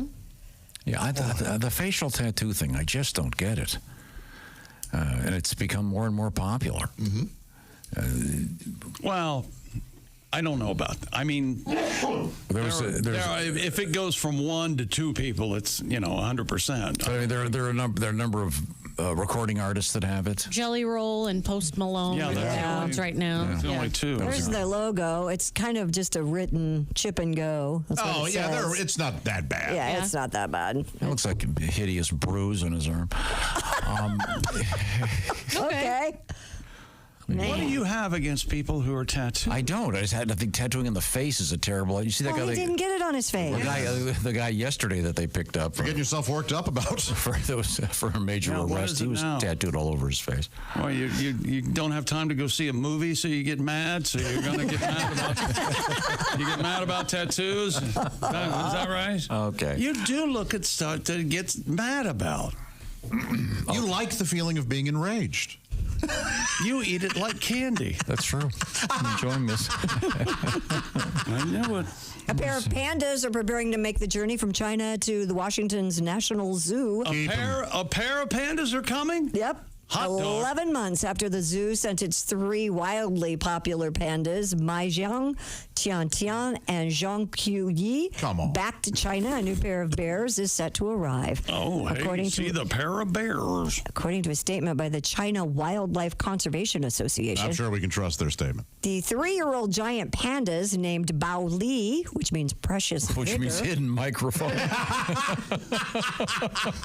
Qing Bao, green treasure, will soon be flown to Washington. What if they get here and it's just a mechanical panda? Clearly. I thought they had to with be a speaker in its mouth. I thought didn't they used to always, it was like ping ping and zings. Didn't they have to have 2 names? That's a term of endearment when they call it, like you would be Tom Tom. Tian, that was one of the bears that went back. It had a double name, but not all of them. Oh, I thought they all had to have a double name, No. like Sirhan. No, Oh, sure. no. Yeah, you're Duran.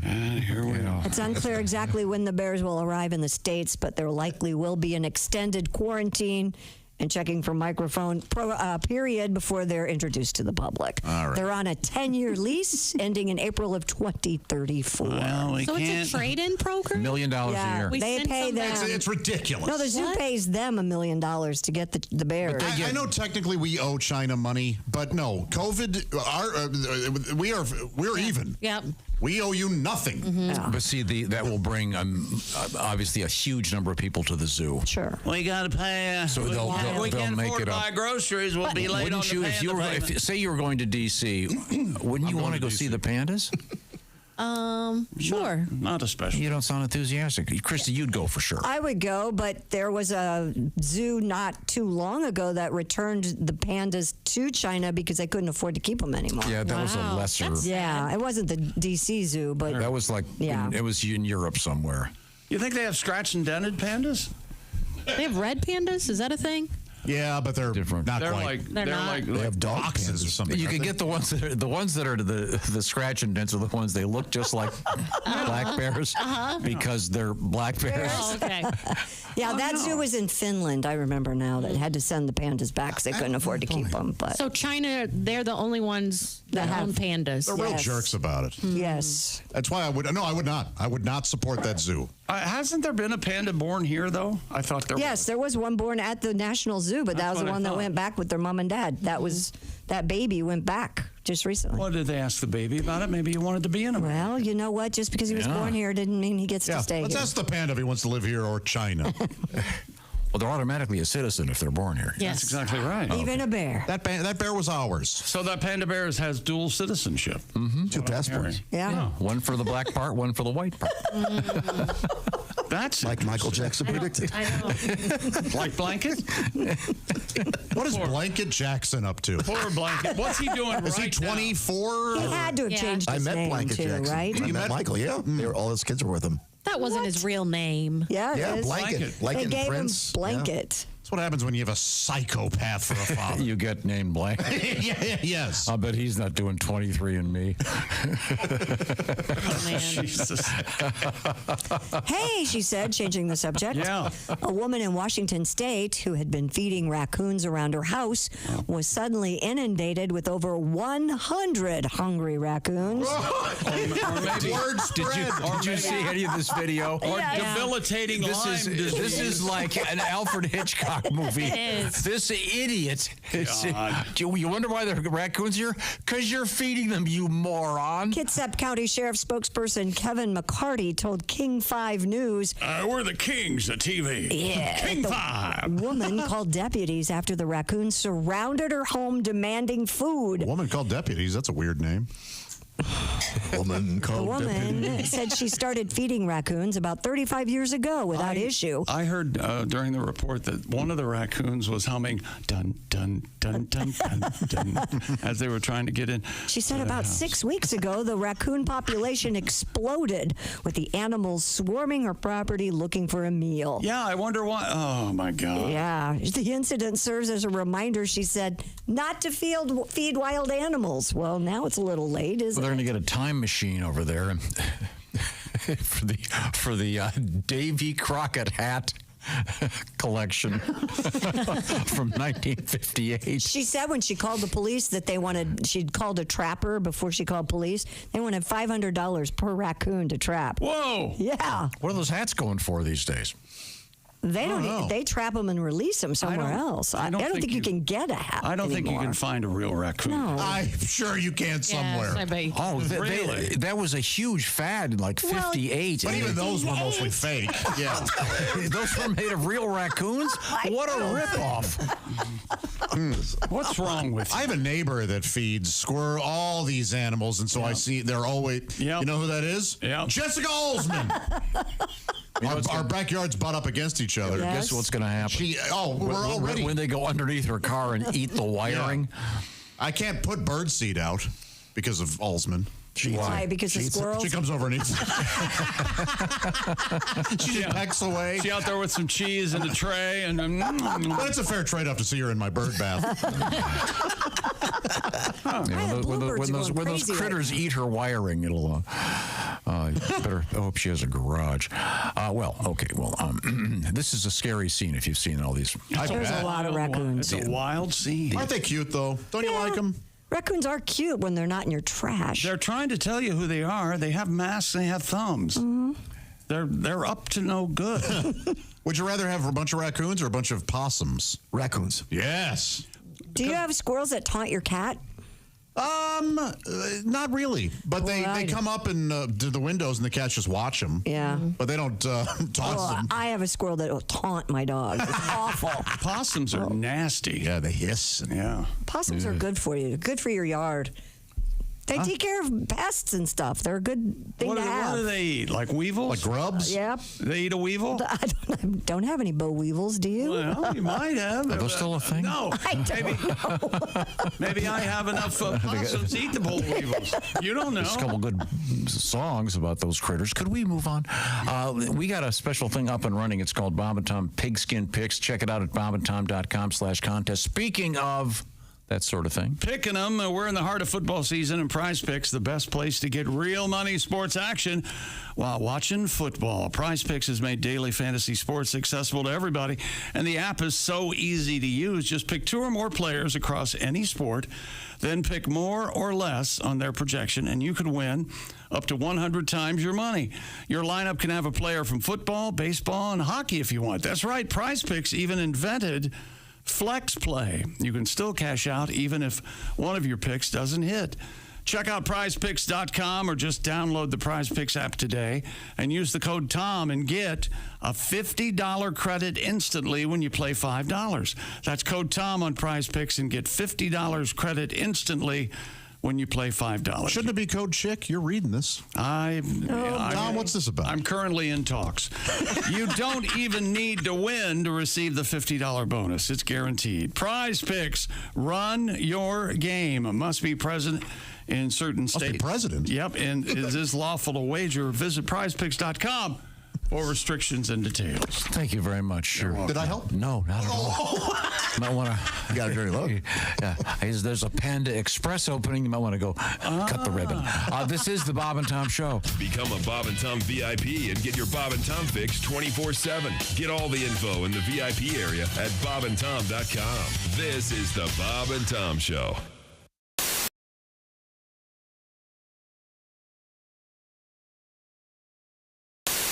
I didn't tell you guys. I put my brothers in a bit of a dilemma a couple weekends when I was fishing. Yes, we were all in line. You're adopted? When you are part of these, I'm not. Okay. When you're part of these fishing tournaments, you go when you're registered, you can go and buy shirts at this big event type thing at one of the loading docks, and so there are hundreds of people in line to get their swag bags and all this stuff. Mm-hmm. And there's some people walking around with petitions, and one guy comes up to me, and he goes, "Hi, I'm a third-party candidate. I'm running for president. Will you sign my petition just to be allowed on the ballot. And you're not voting for me, of course. You're just... And I said, sure. And he goes, you're registered to vote in Missouri? And I went, oh, my gosh, you know what? I'm not. But my two brothers right here are. They'll happily do this. And they kind of looked at me like... Oh, no. And I knew what I was doing. Now they're on a list. They're going to get letters from Gus Hall, the head of the Communist Party. Jerk. So they went... so they looked at me like, we're going to kill you. And so... the guy goes, hey, you know, I just want another option out there. And I went, you know what? I'm all for that. My brothers will happily do this. And my brothers go, yeah, we'll do it. And so they sign up and what's your name, email address, your home address. So they fill out all this stuff.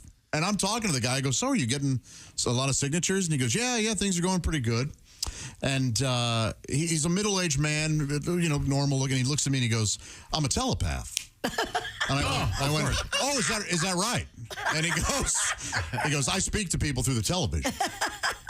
And he's dead serious. And my brothers have already signed up for this guy. Now he's got their email. I go, you speak to people through the television? He goes, yeah. I watch TV and I can talk to other viewers. He goes, March Madness was huge for me. I got a lot of college kids. I got into their heads and I told them about what I do, and they're very excited. And he goes, thank you guys so much. And he walked off. My brothers I love normal guys that look normal that are completely insane. Well, that wasn't all he said, though. I'll see you guys later. Yeah. And he walked off. I looked at my brothers. I go, that man has your home address. Yeah, they were furious with me. And I did feel, at first I was like, oh, this is kind of a funny thing to do to them. And I do feel bad. So now has this guy been sending them stuff? Like, I don't know if they've been watching TV.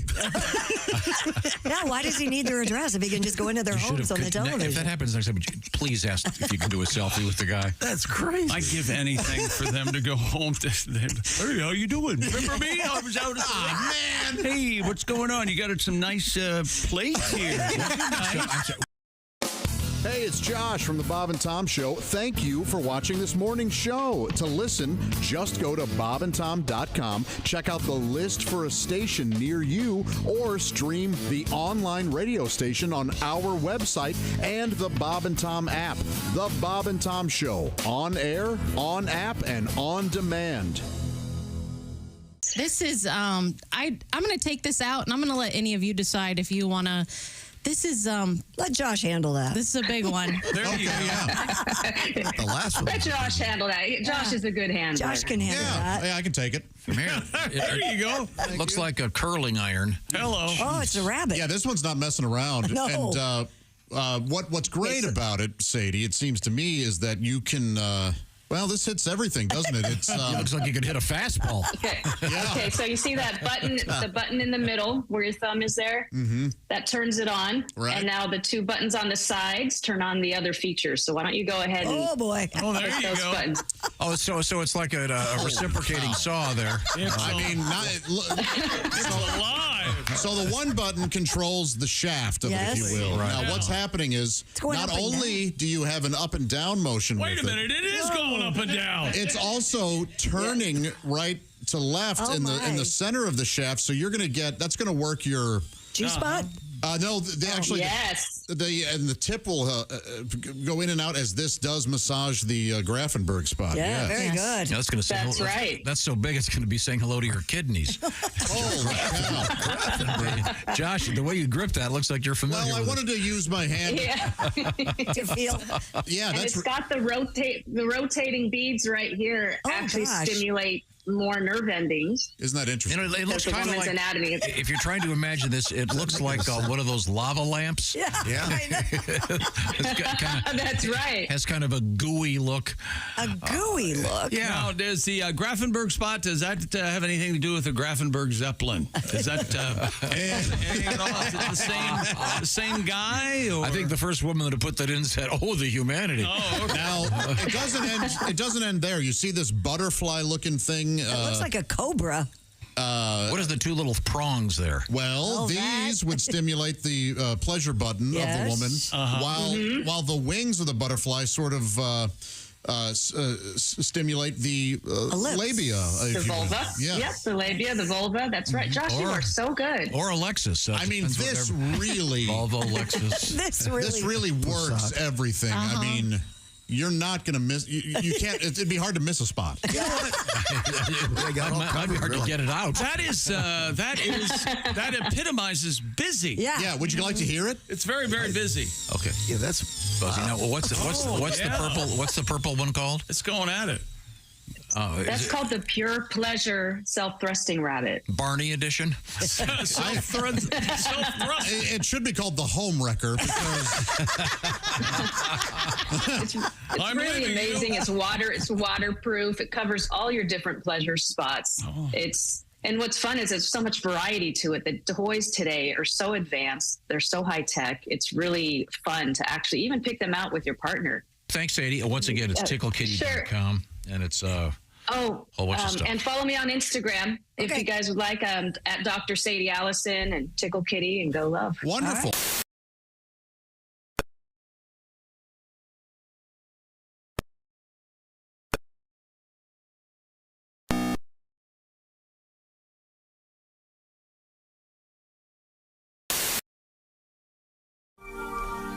Hey, welcome back to the Bob and Tom Show.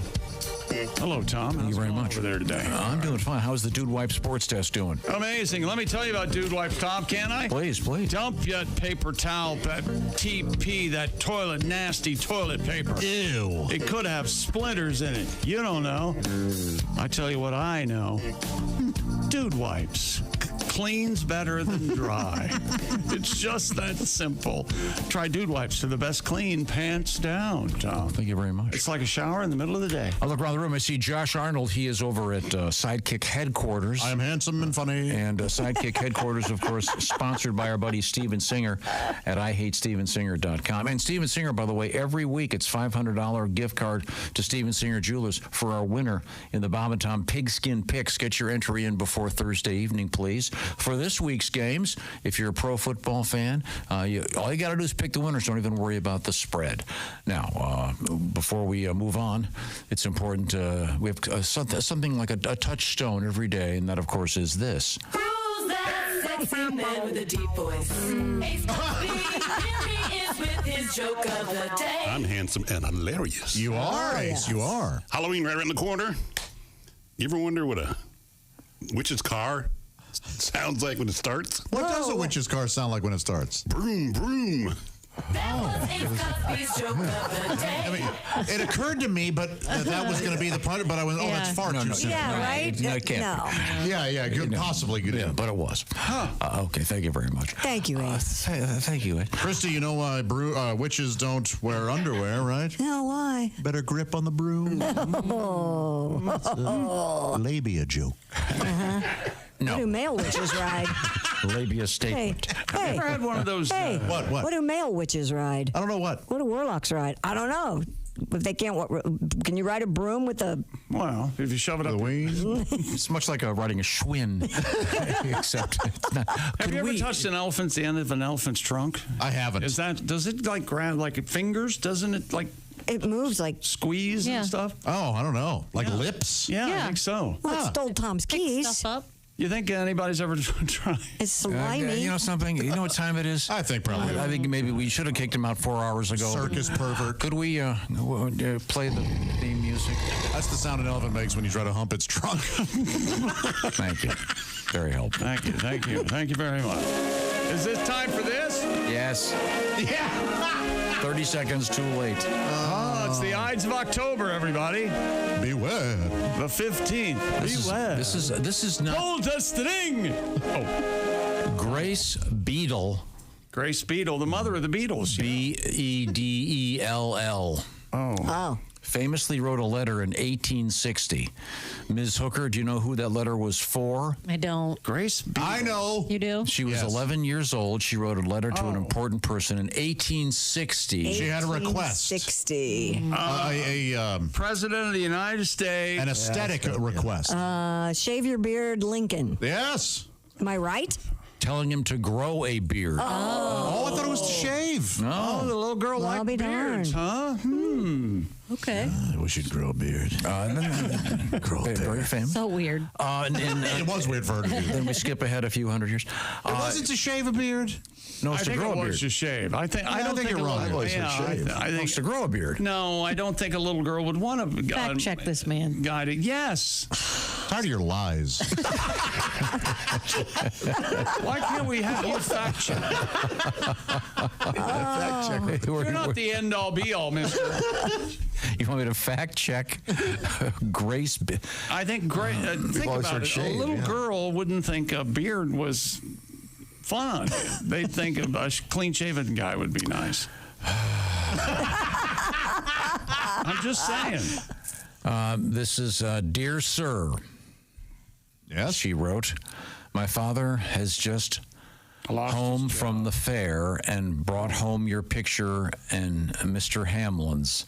I'm a little girl, only 11 years old, but I want you should be president of the United States very much. Sounds like an idiot. I hope you won't think me very bold to write a great man as you are. Have you any little girls about as large as I am? Oh, hey. If so, give them my love. This is a sweet letter. And then what'd she say? Please shave your beard. Horrible looking man. You would look great deal better. Sorry, you would look a great deal better, for your face is so thin. Please grow your whiskers. There you go. Grow your whiskers. All right. Well, Okay. Satisfied? not really. We have to fact check that. Fact check. Oh, my God. Reading anything over there. Dear Mr. President, my name is Grace Beadle, and I just got back. My father just got back from the fair, and I told him, "Ooh, who's that? That's Lincoln. I'm glad he doesn't have a beard." Oh, that's the actual letter. That's the real Oh, letter. okay. Yeah. Okay. Fine. Okay, so where were we?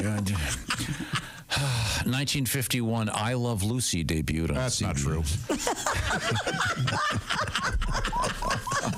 Lucy, Tom, were you a fan of that show? I'm afraid only to a small degree. I thought I got a little tired of it, the early ones are great, but as it became the Lucy show, and So you would have called it "I'm somewhat fond of Lucy."